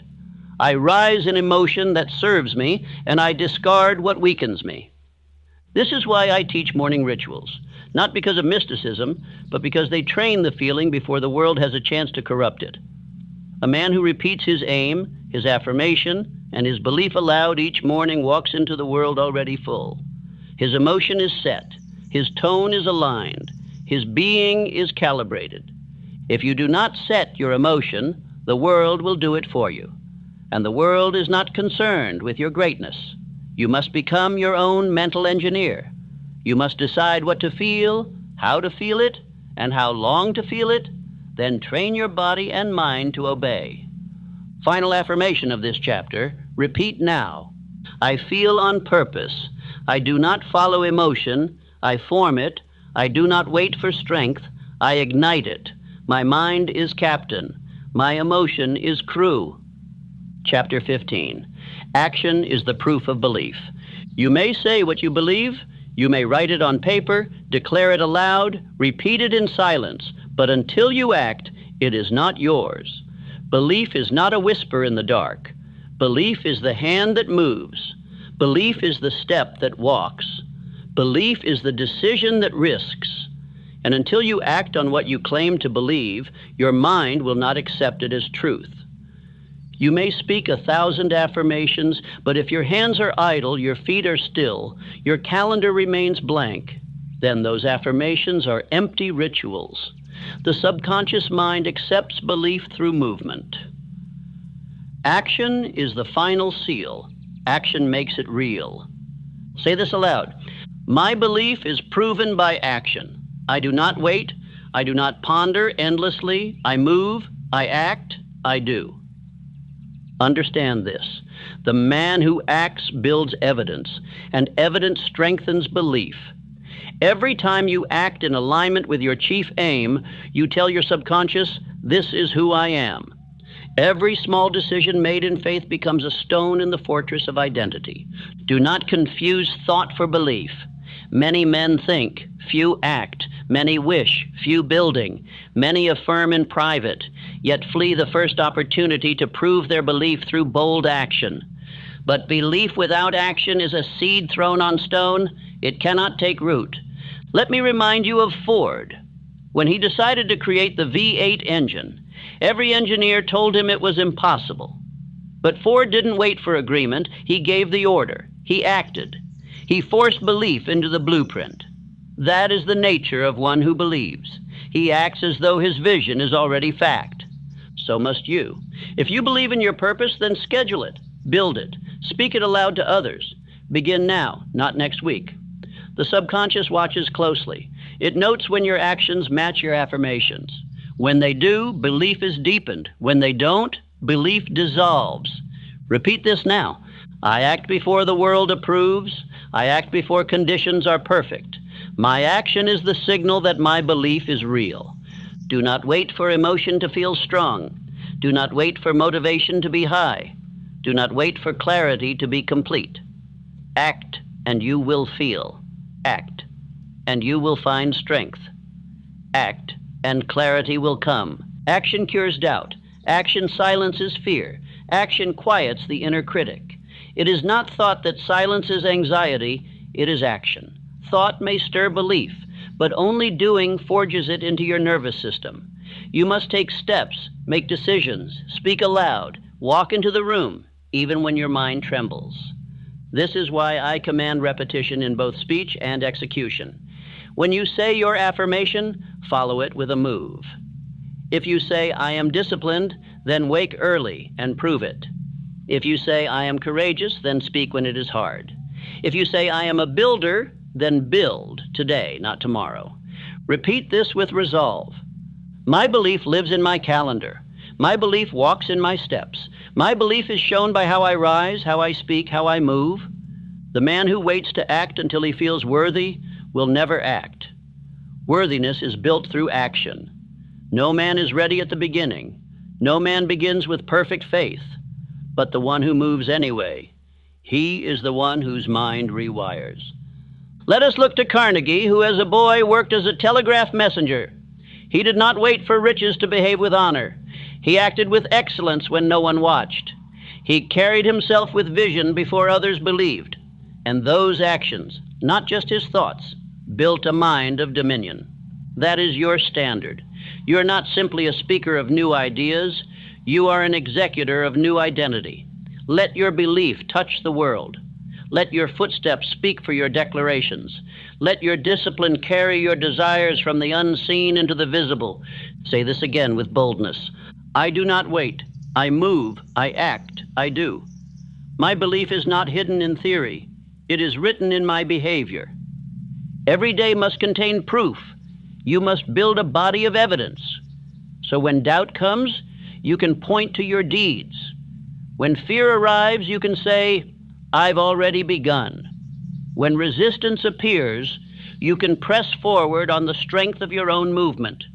This is how faith becomes permanent, through steps, through calls, through work, through forward motion, especially in the face of resistance. The man who acts when it is difficult becomes the man who cannot be stopped. Do not speak of your vision without building it. Do not recite your aim without aligning your steps. And do not say someday when you could say now. Let this be your commandment. Every day I prove my belief with action. I align my steps with my speech. I show the world my destiny through movement. Chapter 16, Control Attention, Control Identity. The man who controls his attention controls his identity. For attention is the gate through which all thought enters, and thought, repeated and emotionalized, becomes belief. Whatever you continually attend to, you eventually become. That is not mere philosophy, it is law. The majority of men drift because they do not guard their attention. They let their thoughts roam like animals in the street. Their minds are led by noise, by gossip, by trouble, by trifles. And because they do not direct their attention, their identity is shaped by accident. Repeat this now. I guard my attention as I guard my purpose. I choose what I think. I decide what I dwell upon. I am not a victim of thought. I am the master of it. If you dwell on past mistakes, you strengthen failure. If you focus on fears, you deepen them. If you rehearse petty insults, you shrink. If you attend to every opinion, you become blurred. But if you fix your mind on your chief aim, you sharpen into a man of power. Controlled attention is the very weapon by which you defeat drift.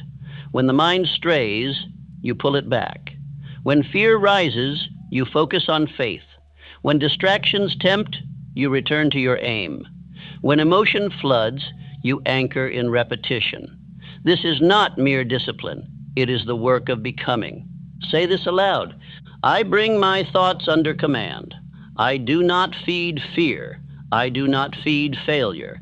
I feed vision. I feed belief.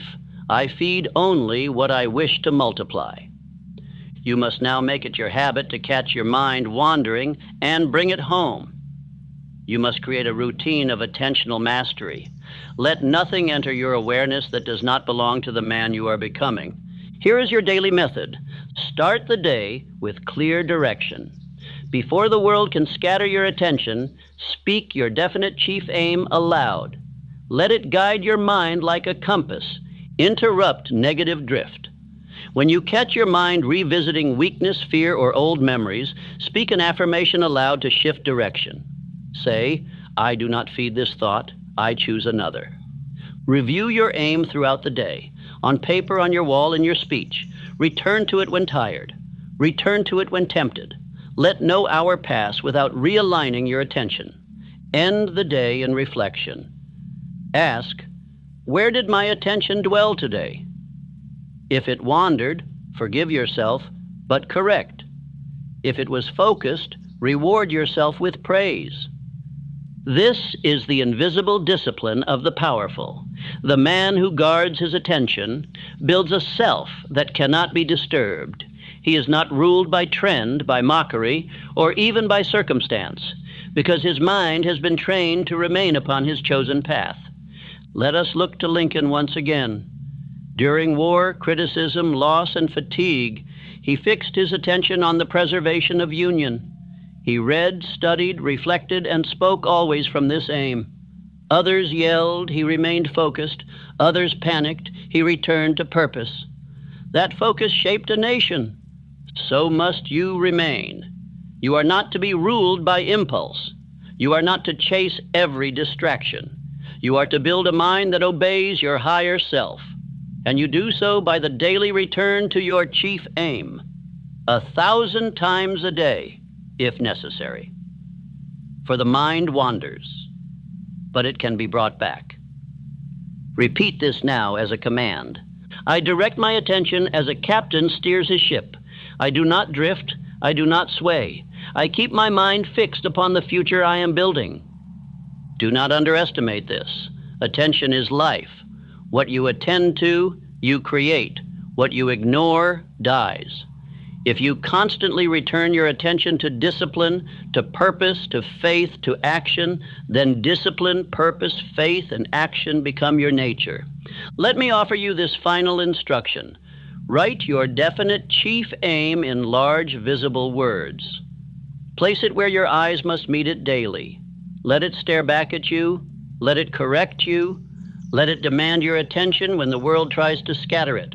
Let this be your closing affirmation. I fix my thoughts like stone. I control what enters. I magnify what matters. My attention creates my identity, and I give it only to what I choose to become. Chapter 17. Eliminate the poison words. If you would recondition the mind for power, you must purge it of the poisons that have weakened your speech. Certain words are not merely harmless habits. They are slow-acting toxins. And if left unchallenged, they will rot the very root of your belief and identity. Words such as, I can't, I always mess up. It never works. These are not figures of speech.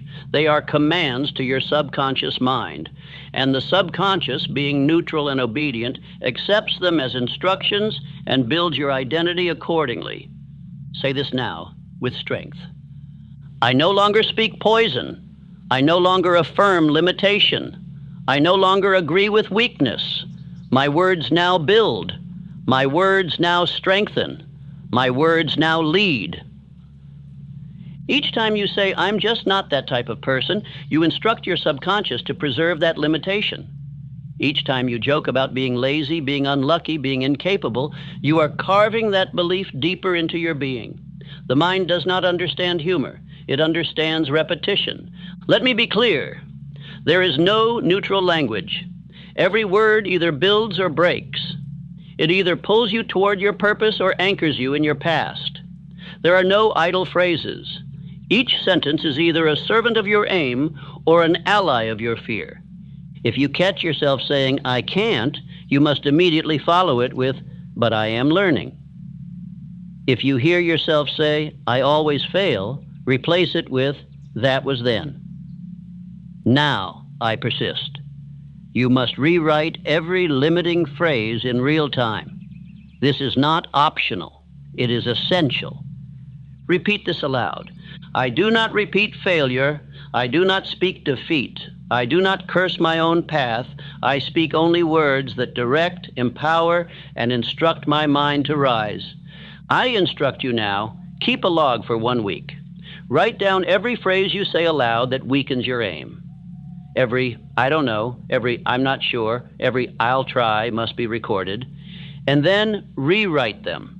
Replace with certainty. Replace with purpose. Replace with a tone that matches the man you are building. Let us examine Thomas Edison again. How many times did he hear the world say, it can't be done? And yet he refused to repeat that phrase. He did not allow his speech to carry doubt. He declared, he commanded, he announced what would be, and acted accordingly. That is the difference between drift and dominion. You must declare war on poisonous speech. Say nothing in jest that you do not want to live. Never repeat a label placed on you by others. Refuse to adopt the vocabulary of failure. Speak only that which your future self would recognize as truth. Repeat now, boldly and without apology. I do not joke about weakness. I do not speak defeat. I reject all language that limits my belief. I speak as the man I am choosing to become. Understand this. If you repeat poison, you must live with its symptoms: self-doubt, procrastination, fear, hesitancy, passivity. But if you repeat power, you will breathe it.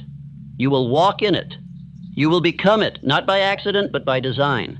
The subconscious mind is always listening. It hears your sarcasm. It hears your mockery. It hears your phrases of failure, even when spoken casually, and it acts on them. It takes your words as blueprints. You must give it only what you want built. Let us return to the law of substitution.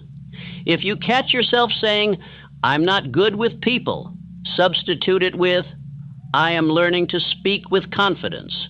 If you say, I always quit, replace it with, I am now the man who finishes what he begins. This is mental alchemy. This is the work. Repeat this command. I substitute poison with power. I replace sarcasm with strength. I eliminate every phrase that weakens my aim. My language is now aligned with success. Do not underestimate this practice. One phrase repeated in error for years can chain a man. One word spoken over and over becomes law in the mind. And until it is replaced, the chain remains. But once replaced, repeated daily, declared with faith, it becomes the new command, the new self, the new destiny. Let your every sentence now be weighed. Does this phrase build or weaken? Does it reflect fear or faith? Is it spoken by the man I was or the man I am becoming?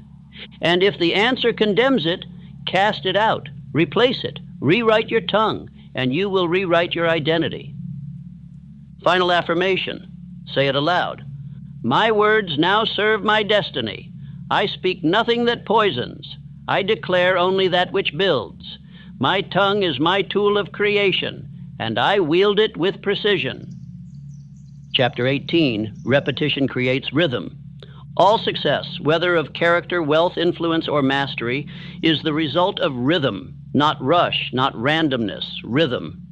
The silent pattern of repetition carried out with purpose until it becomes law in the subconscious and order in the visible world. Understand this well. Habit is rhythm made permanent, and habit begins in thought. Thought repeated becomes belief.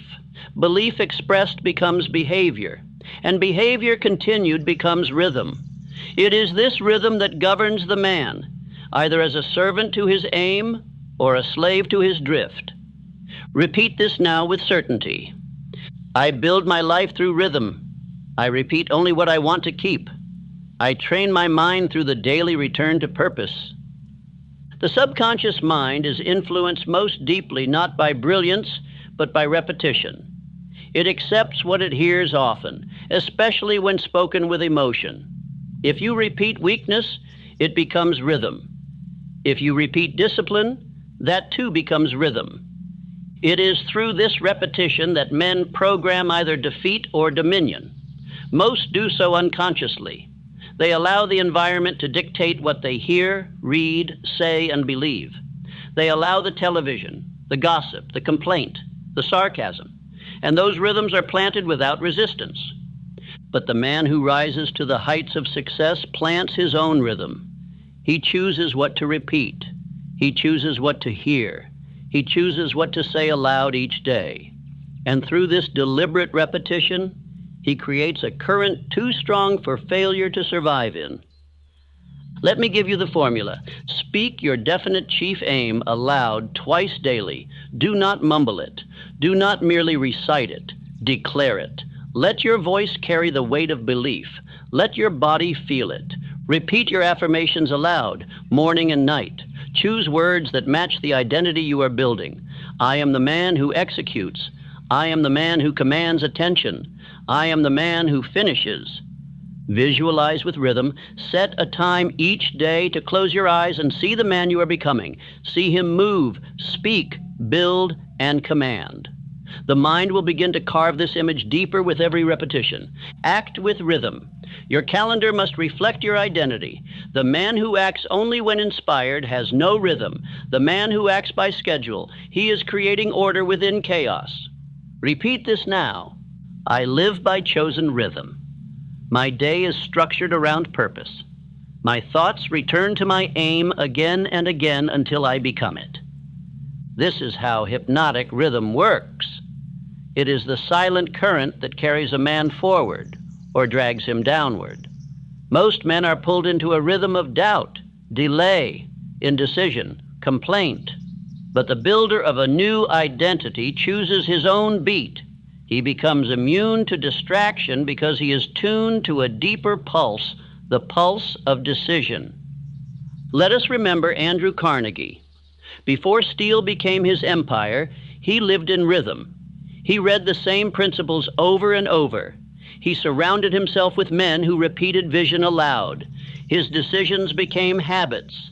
His habits became success, not through flash, but through unbroken rhythm. Say this with me now. I do not rise by accident. I rise by rhythm. My identity is trained through repetition, and my repetition is daily, deliberate, and unbreakable. Even when you are tired, repeat. Even when you feel doubt, repeat. Even when the world mocks, repeat. The world cannot resist the man who has repeated belief into the core of his being. Let your rhythm become a wall against negativity. Let it become the armor that protects your attention. Let it become the flow that lifts you when others fall. For a man who has rhythm cannot be shaken because his roots are too deep to be disturbed.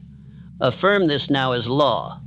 I am a man of rhythm. My repetition builds power. My speech, my walk, my work, all move to the drum of discipline.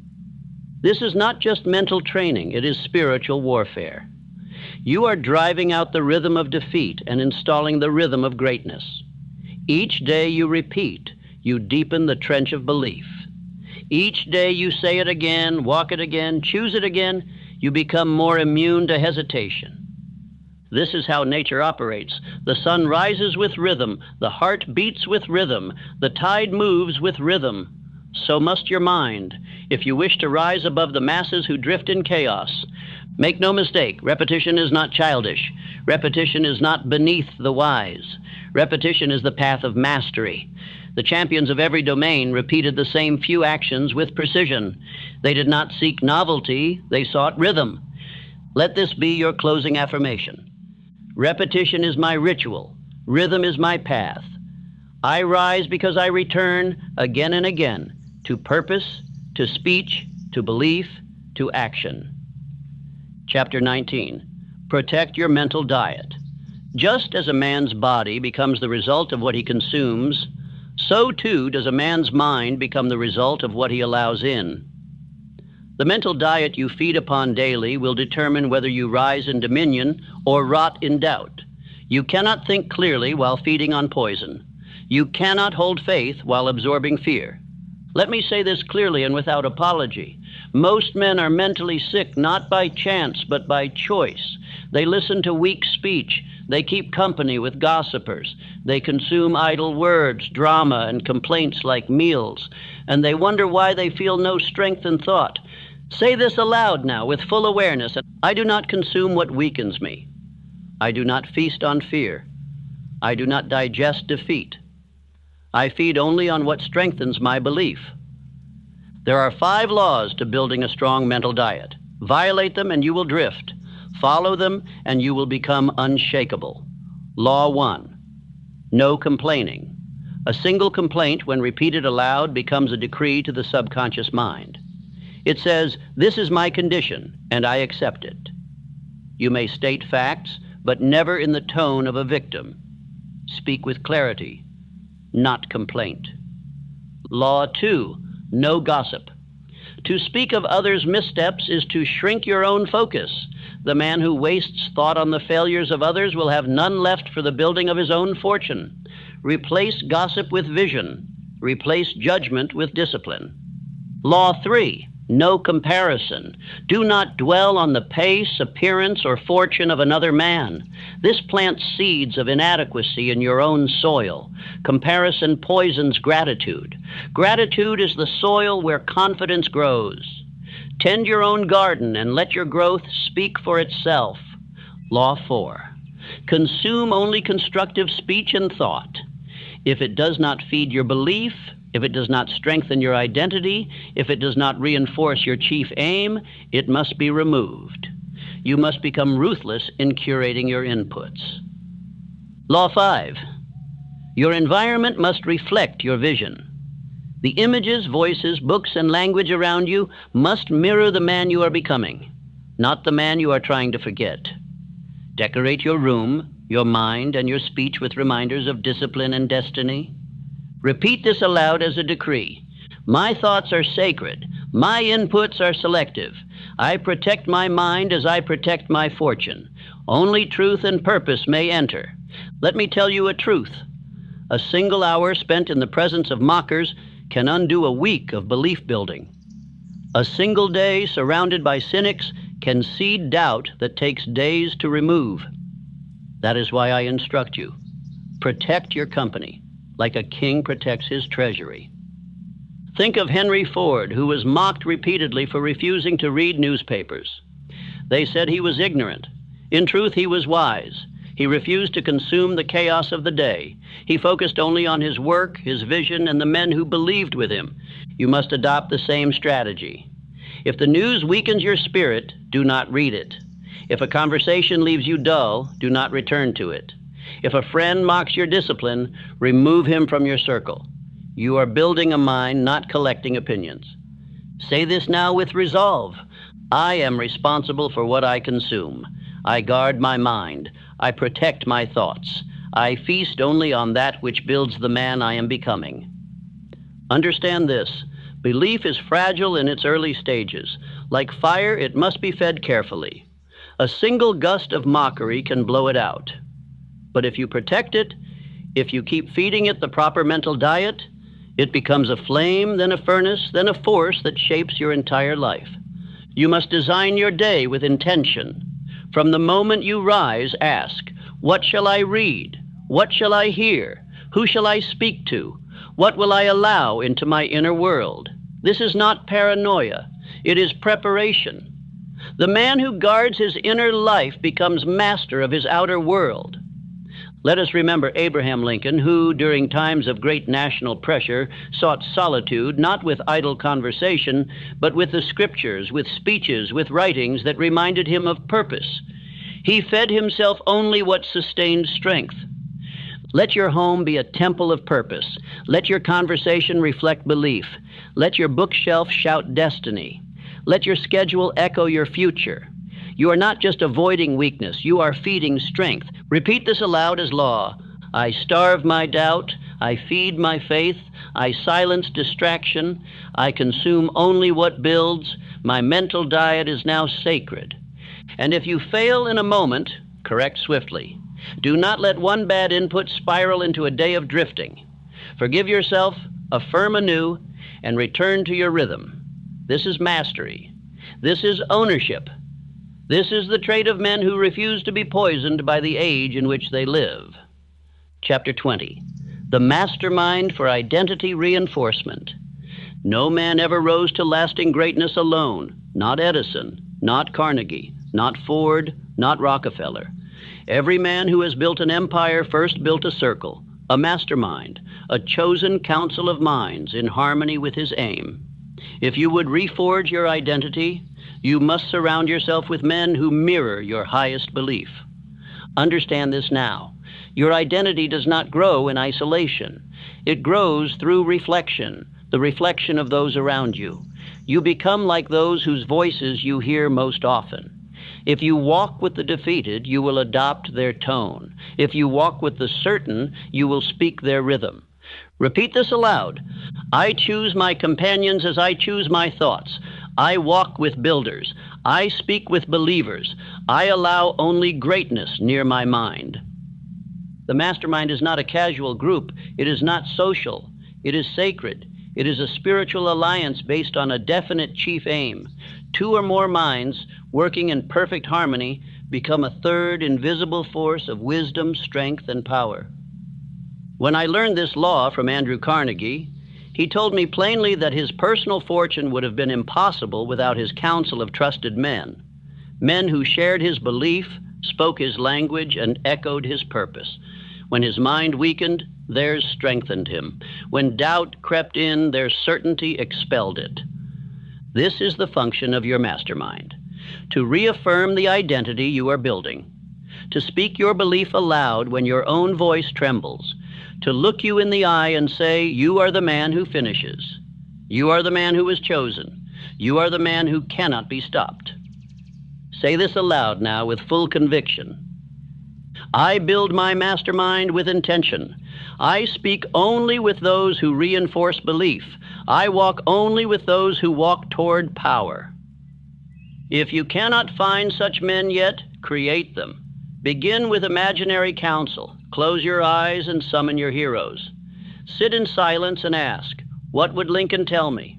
What would Carnegie advise? What would Edison do here? Their wisdom, drawn from study, will not fail you. But do not stop there. You must find flesh and blood men who share your hunger, men who are not disturbed by your vision, but inspired by it, men who speak not of limitations, but of plans. You must seek them out, and when you find them, speak your aim aloud to one another. Hold weekly meetings. Speak goals aloud. Recite affirmations in each other's presence. Share victories. Confess drift. Realign as a unit.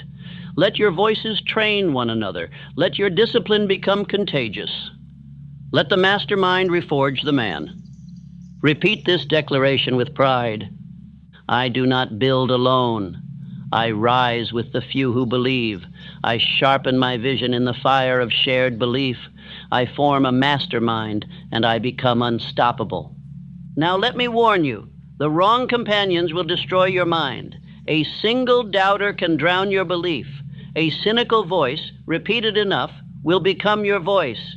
Do not tolerate it. Cut it off at the root. No man has a right to remain in your presence if he mocks your discipline or diminishes your dream. Your inner circle must be sacred. If they do not believe in your identity, they do not belong. If they do not repeat your power, they cannot walk with you. They do not need to be perfect.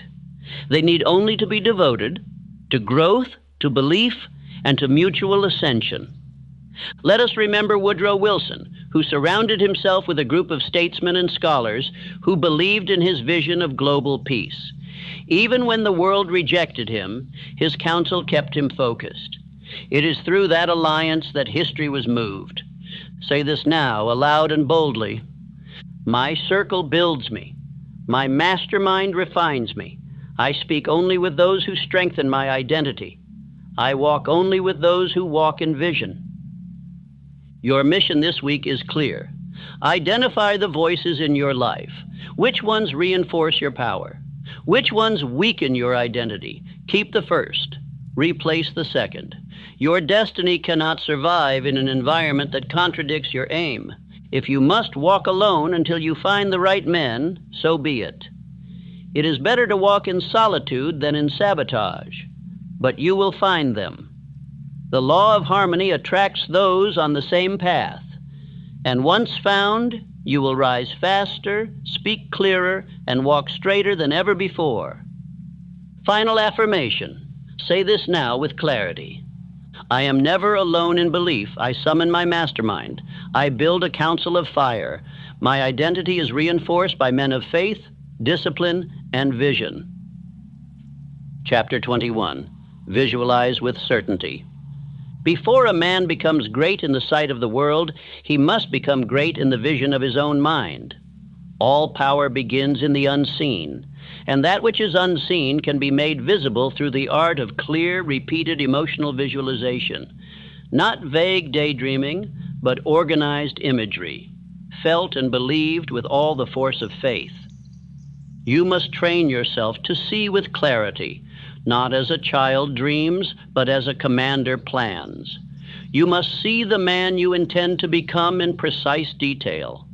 See how he walks, see where he works, hear how he speaks, feel the weight of his presence in every room, until your inner image becomes so definite the world has no choice but to yield to it. Say this aloud. I see the man I am becoming. I hold his image in my mind. I walk with his posture, speak with his voice, decide with his certainty. Visualization is not idle fancy. It is preparation. It is rehearsal. The subconscious mind does not know the difference between imagined and real when the emotion is strong. If you see yourself failing, it prepares you to fall. But if you see yourself succeeding again and again, it begins to move all forces to bring that vision to life. Let us examine the method. Set aside 10 minutes daily to visualize. Close your eyes. Remove all distraction. Let your breathing slow. See yourself as already having achieved your definite chief aim. Engage every sense. Where are you? What are you wearing? What can you hear? Who is with you? What are you saying? What does success feel like in your chest? Emotionalize the image. Do not merely watch. Enter the image. Speak aloud. Smile. Nod. Move as if it is present, for in your mind it is. Conclude with repetition of your aim. Let the vision and the spoken word combine, image and sound forming belief. Repeat now with fire. I see it. I feel it. I believe it. My mind accepts this vision as truth, and because I believe it, I will act on it until it is done. Let us look to Henry Ford, who, long before his assembly line was functional, could see the machine. He saw it not once, but every day. He saw the moving belts, the rows of workers, the rapid flow of construction. And because he saw it, his mind worked toward it, even when others called it madness. This is not mysticism. It is organized thought directed by will. What the mind sees and believes, it seeks to fulfill. And the clearer the image, the greater the will to act. The greater the will to act, the more energy the subconscious devotes to realization. Let me speak plainly. If you do not see yourself victorious, you will never move like a victor. If you do not feel the man you are becoming, you will act as the man you were. Identity follows image. Action follows imagination. And imagination must be practiced like a skill. Repeat this with precision. I do not guess who I am. I see him. I know him. I walk into every room already aligned with the man I intend to become. Now be warned. You must not visualize vaguely. Do not say, I want to be successful. Say, I see myself speaking before 1,000. I see my business commanding wealth. I see my family honored. I see my words changing lives. Detail brings power, and repetition brings certainty. You must not visualize once and forget it. You must return to the image again and again until it becomes as familiar as your reflection. The more you visit the vision, the more your mind accepts it as home. And once the mind accepts it, your behavior will begin to match it. This is why every night before sleep, you must rehearse your vision. For in sleep, the subconscious becomes most impressionable. Feed it the image of your triumph. Let it work on that vision while you rest. Do this for 30 days and watch how your tone changes, your posture changes. Your friends notice something new. Say this aloud as command. I train my inner eye. I visualize with precision. I emotionalize my success. My mind moves to fulfill the picture I have painted. Now let us remember Abraham Lincoln, who, though born in obscurity, always imagined himself a man of dignity, principle, and national influence. He held this picture long before he held any title. And because he held it, he moved toward it. His voice changed. His decisions matured. He became the man his vision demanded. So must you. Look not at your present circumstance, but at your chosen image. Speak not from where you stand, but from where you're going. Let your speech, your walk, your silence, your glance, all reflect the man in your vision. Final affirmation for this chapter. Say it with belief. I see clearly who I am becoming. I rehearse it. I believe it. I live it in thought until I live it in form. My vision is my law. Chapter 22. Walk as if the transformation has already happened. You must now move as the man you have chosen to become. Not tomorrow, not after the applause, not after the title or the gold arrives. Now this very hour. The transformation is not something you wait for. It is something you walk in. For it is not the external change that makes the identity real. It is the inward assumption expressed in action that gives birth to the new man. Say this with full conviction. I act not according to who I was, but who I have decided to be. I walk as if I have already become him. I refuse to delay my destiny by waiting for approval. This is no idle suggestion. It is law. You must walk into the room with posture, tone, and presence as if your desire has already materialized. For the man who carries himself with certainty, long before the world confirms it, is the one the world follows. The old self will say, "You're not ready." It will whisper, "You're not that man yet." Silence it. It is the voice of the past, the voice of hesitation, the voice of compromise. You have already chosen the new image. Now walk as if it is so. This is the very essence of faith. Faith walks first, not after proof, but in spite of the absence of it. Faith speaks first, acts first, builds first. It does not ask for permission. It declares itself, and reality conforms in time. Repeat this aloud. I do not wait to feel ready. I do not wait to be seen. I walk as if my aim is already achieved. I am that man now. Every time you shrink, every time you hesitate, every time you delay a bold act, you signal to your mind that you are still the old self. But each time you walk boldly, act without apology, speak with power, you strengthen the new identity. Your behavior is the confirmation. Let us remember Carnegie, who even as a young telegraph operator, dressed and walked like a captain of industry. He did not wait until his fortune was secure. He assumed the identity in his bearing, his manner, and his tone. and it was that identity that pulled him forward into leadership. You must do the same. Begin carrying yourself as if the transformation is complete. Dress as if your standards are already elevated. Speak as if your words matter. Make decisions as if your time is precious. Refuse to speak the language of the man you used to be. That identity has no authority here. Say it again now with strength. I act in the authority of my future. I carry myself in the certainty of who I have chosen to be. My transformation is now because I walk in it. Even in silence, your energy must speak it. You must sit with dignity, work with order, move with intention, not as a mimic, but as the embodiment of a vision repeated, emotionalized, and accepted. This is not arrogance. It is alignment. You are not pretending. You are obeying the image implanted in your subconscious through weeks and months of repetition. You are simply bringing outer behavior in line with inner belief. Let me remind you of a law. The body obeys the mind, and the mind obeys the spirit of decision. When your decision is final, your words, posture, tone, and walk must follow. Any contradiction between belief and behavior creates confusion, but when they align, you are unstoppable. Consider Lincoln once more. He did not speak as a timid legislator. He spoke with the tone of a leader long before he wore the title. Why?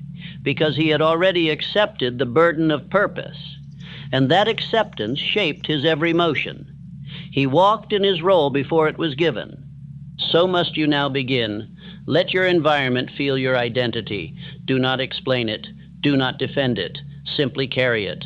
If the world does not yet recognize your worth, so be it. It will. It must. For no man can walk in conviction daily and be denied forever. Affirm aloud now. I am the man I have chosen to be. I dress, speak, walk, and build according to that man. My outer life is catching up to my inner identity. You must not wait for applause to act like a leader. You must not wait for riches to carry yourself with wealth. You must not wait for the title to speak with dignity. The act of walking in identity is what draws the reward, not the other way around. Walk into every room with posture that says, I have purpose. Look men in the eye with certainty, not pride, but power. Let your presence echo the work you've done in silence. Let them feel your belief before they hear your words. This is how the subconscious mind rewires, through action aligned with belief, through the consistency of expression, through the walking day after day of a man who is no longer guessing who he is, but has decided. Say this with finality. I do not hope to become. I do not wish to change. I act as if it is done. I walk in victory before the battle is won, for my identity commands my behavior.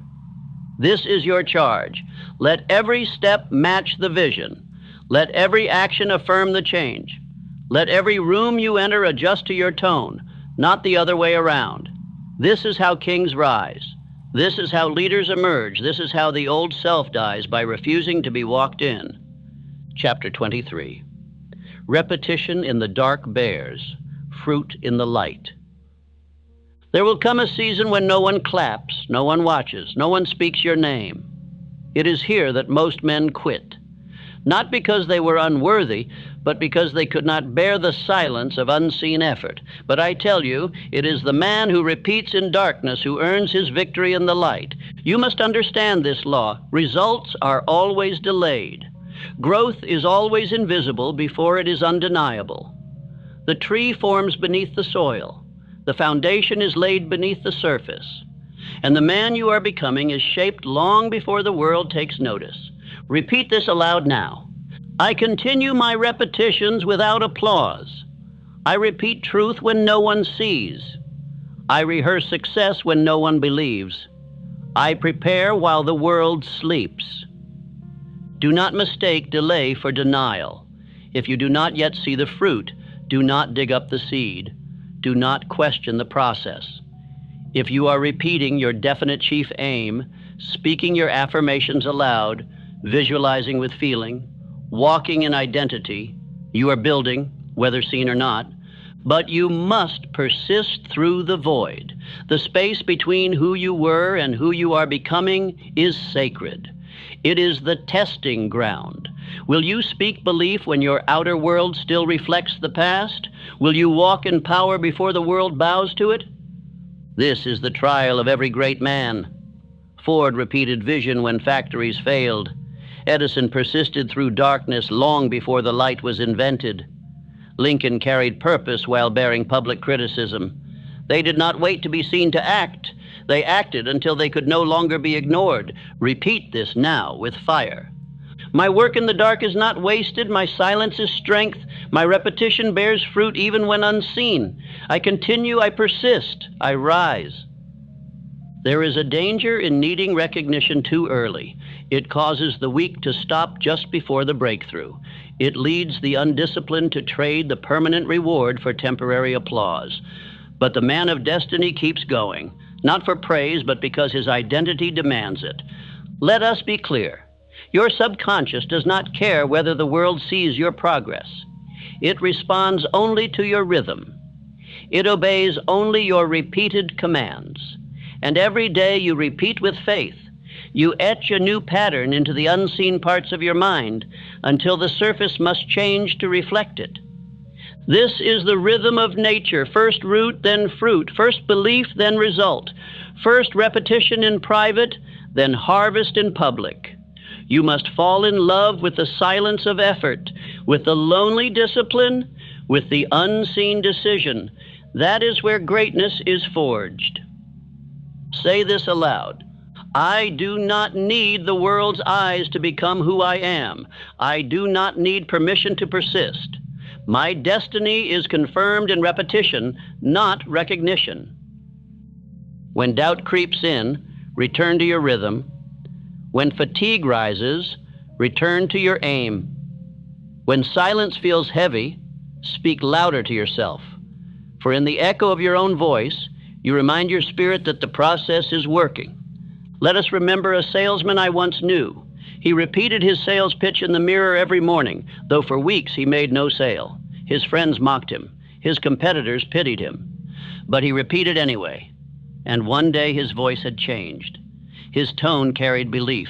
His eyes carried fire. And from that day on, he could not be denied. This is the power of repetition in the dark. It sharpens your soul. It hardens your will. It deepens your identity until the outer world must match the man within. Say it now. My repetition is not in vain. I build in silence. I rehearse without witness. And my reward will be too great to be hidden when it arrives. You must keep speaking your affirmations, even when your circumstances seem unchanged. You must read your chief aim aloud, even when your outer life seems unbending. You must visualize and walk in identity, especially when it feels foolish. That is the cost. That is the test. That is the path. This is how all men of power are made, not in the spotlight, but in the shadows. Not on stage, but in the quiet rooms. Not through applause, but through devotion. And those who persist in the silence, they inherit the stage. Repeat this now with finality. I continue when no one watches. I practice when no one claps. I become the man who wins in secret until the world must acknowledge my strength. Let the silence strengthen you. Let the lack of praise refine your motive. Let the delay burn away your doubt. And when the time comes, when your repetition becomes rhythm and your rhythm becomes reality, you will step into the light, not as a surprise, but as a man who was always ready. Chapter 24. The old self will scream. Ignore him. Make no mistake. The man you used to be will not leave quietly. He will scream. He will whisper. He will bargain. He will mock. For he has lived in your mind for years, unquestioned, unchallenged, unopposed. But now, as you rise in repetition, belief, and identity, he feels his death approaching, and he will do everything in his power to survive. You will hear him when you falter. You're still the same. Why are you pretending? Who do you think you are? These are not mere thoughts. These are the cries of an old identity being starved. They are echoes of belief patterns that no longer serve you, but demand attention nonetheless. Say this aloud now. I owe nothing to the man I used to be. I do not listen to weakness. I do not serve fear. I walk forward, no matter how loud the past screams. The old self will rise strongest when you make progress, when your posture changes, when your voice strengthens, when you say no to distractions, when you speak your aim aloud and dare to believe. You will feel resistance, not from the world, but from within. Understand this clearly. This is not failure. This is confirmation. Resistance is the sound of departure. The old patterns cannot hold their grip on a man who walks in new repetition. But you must not negotiate. You must not pause. You must not listen. You must act, speak, move, repeat. Each time the old voice rises, answer with a louder declaration of the new. Each time it tries to pull you back, step forward with greater conviction. This is the work. This is the trial. And this is how the old self is buried, one bold act at a time. Say this now, as command. I do not shrink. I do not explain. I do not justify. I am no longer him. I am the man I have chosen to become. Let us remember Edison, who failed thousands of times, and with each failure the world questioned him. But the louder the voices of doubt, the more he repeated his belief. He did not wrestle with old thoughts. He drowned them in action, and in doing so he became light to the world. So must you. Do not wait for the old voice to vanish. It may never vanish entirely, but it will weaken, it will soften, and one day it will fall silent, not because it was persuaded, but because you stopped feeding it. Refuse to repeat the language of the past. Refuse to relive the stories of failure. Refuse to describe yourself with old labels. Every time you repeat those patterns, you breathe life into the man you are trying to bury. Repeat this aloud now with full authority. The old self has no voice in my mind. I do not argue with him. I replace him. I override him. I bury him in belief, repetition, and forward action. There will be moments when the old identity feels comfortable. You will be tempted to go back to old habits, old excuses, old company. But remember, comfort is the food of failure. Growth is not quiet. Be willing to endure the noise of transformation. Let your new affirmations be louder. Let your new decisions be firmer. Let your walk be faster. Let your tone be sharper. Let your faith be deeper. The man who repeats truth more often than he once repeated lies, he becomes new completely. Do not look for applause in this process. There may be none, but look for progress. And when you find it, double your repetition. Repeat this as law. I move faster than my fear. I speak louder than my doubt. I live more boldly than my past. The old self is already buried beneath my new rhythm. There is no use reasoning with weakness. It must be replaced. Every word of fear must be silenced by a word of faith. Every hesitation must be buried in action. Every comparison must be shattered with focused repetition of your chief aim. Let us recall Lincoln, who was mocked, doubted, and torn apart by critics. But he did not argue with them. He held steady to his belief. He buried their noise beneath the quiet certainty of his purpose, and that stillness became his power. So must you adopt stillness of mind and movement of purpose. Do not respond to old temptations. Do not react to old fears. Return to your affirmations. Return to your definite chief aim. Return to your visualization. And in doing so, you will rise. Say this now and mean it. I do not fear the voice of the old. I silence it through faith. I outgrow it through repetition. I override it through action. I am becoming unstoppable. The old self will scream, but it cannot survive without your agreement. Deny it. Refute it. Ignore it. Replace it.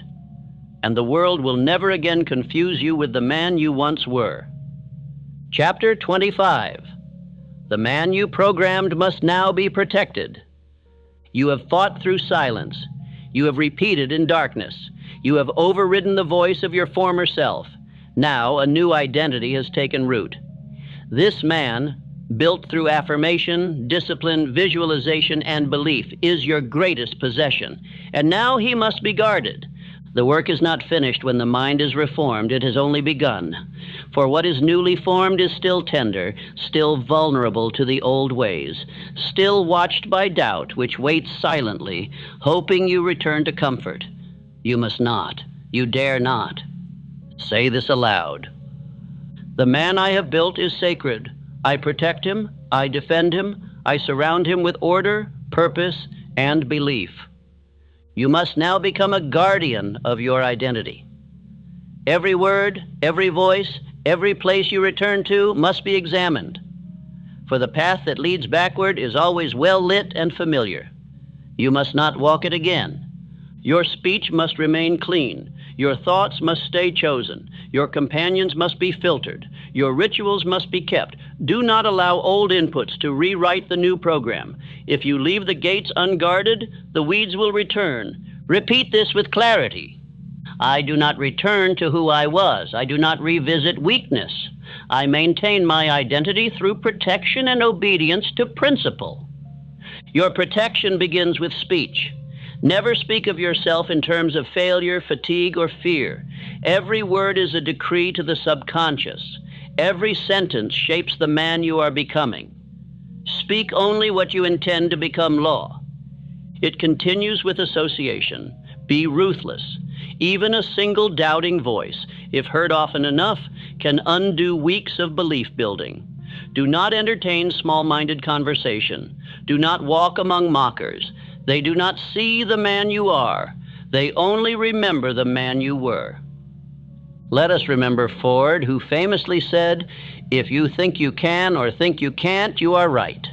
But more importantly, he surrounded himself only with those who thought he could. He did not allow the world's fear to enter his counsel. Protect your environment. Let your room reflect discipline. Let your tools be organized. Let your walls carry words of power. Let every sight remind you of your direction. You are not just protecting thought, you are protecting the climate of thought. Say this as law. I protect my thoughts with walls of decision. I do not let weak words enter. I do not let the old world back in. Your rituals are your fortress. Do not abandon them. Read your definite chief aim aloud twice daily. Speak your affirmations with tone and presence. Visualize with emotion. Walk with posture. These are not habits, they are armor. Without them, the drift returns. Do not be casual. Do not become comfortable. Comfort is the enemy of continued belief. You must remain vigilant. The man you have become was not built in ease. It was built in obedience, in repetition, in sacrifice. It must be maintained with the same force. Let us recall Carnegie, who did not relax when he rose. He increased his standards. He refined his counsel. He doubled down on focus. He knew that what is not protected is always reclaimed by mediocrity. Say it aloud now. I rise with my eyes open. I do not relax in belief. I guard my identity like treasure. I preserve my growth with discipline. The world will test you. It will send old friends, old doubts, old failures in new disguises. It will tempt you to speak lightly of your purpose, to skip a ritual, to bend a boundary. Do not flinch. Every compromise opens a door to decay. Protect your momentum. Each morning you begin with silence, with declaration, with vision. You reinforce the fortress. Each night you affirm the day's progress, speak victory into sleep, visualize tomorrow's action. You build layers of protection. Repeat now with firmness. I am the guardian of my identity. I do not drift. I do not repeat the past. I do not open doors that lead to the old man. There is no victory without protection. A king who wins a kingdom must still guard it. A builder who finishes a house must still maintain it. A man who becomes new must defend that newness until it becomes unbreakable. If you follow this path, if you protect the mind you have trained, the voice you have sharpened, the aim you have declared, you will not just change, you will remain changed. And this, more than success, is your highest task, to preserve the man who now stands where doubt once ruled. Final affirmation, say it boldly, I am no longer becoming. I have become. And I will not return. I protect my mind. I protect my voice. I protect my aim. I live as the man I have trained to be. And now this journey of transformation is yours to continue. You began as a man surrounded by belief systems not of your choosing, but through study, repetition, declaration, and command, you have replaced them. You have reformed your mind. Your task now is not to begin again. It is to preserve, to persist, to rise. And the man who guards his thoughts with the same fire he once used to break free, he shall not fall. He shall not fade. He shall become unshakable. This concludes the 25-chapter transformation, built on the eternal principles of thought, belief, decision, repetition, and action. If you guard what you have built, you will never again be the same man,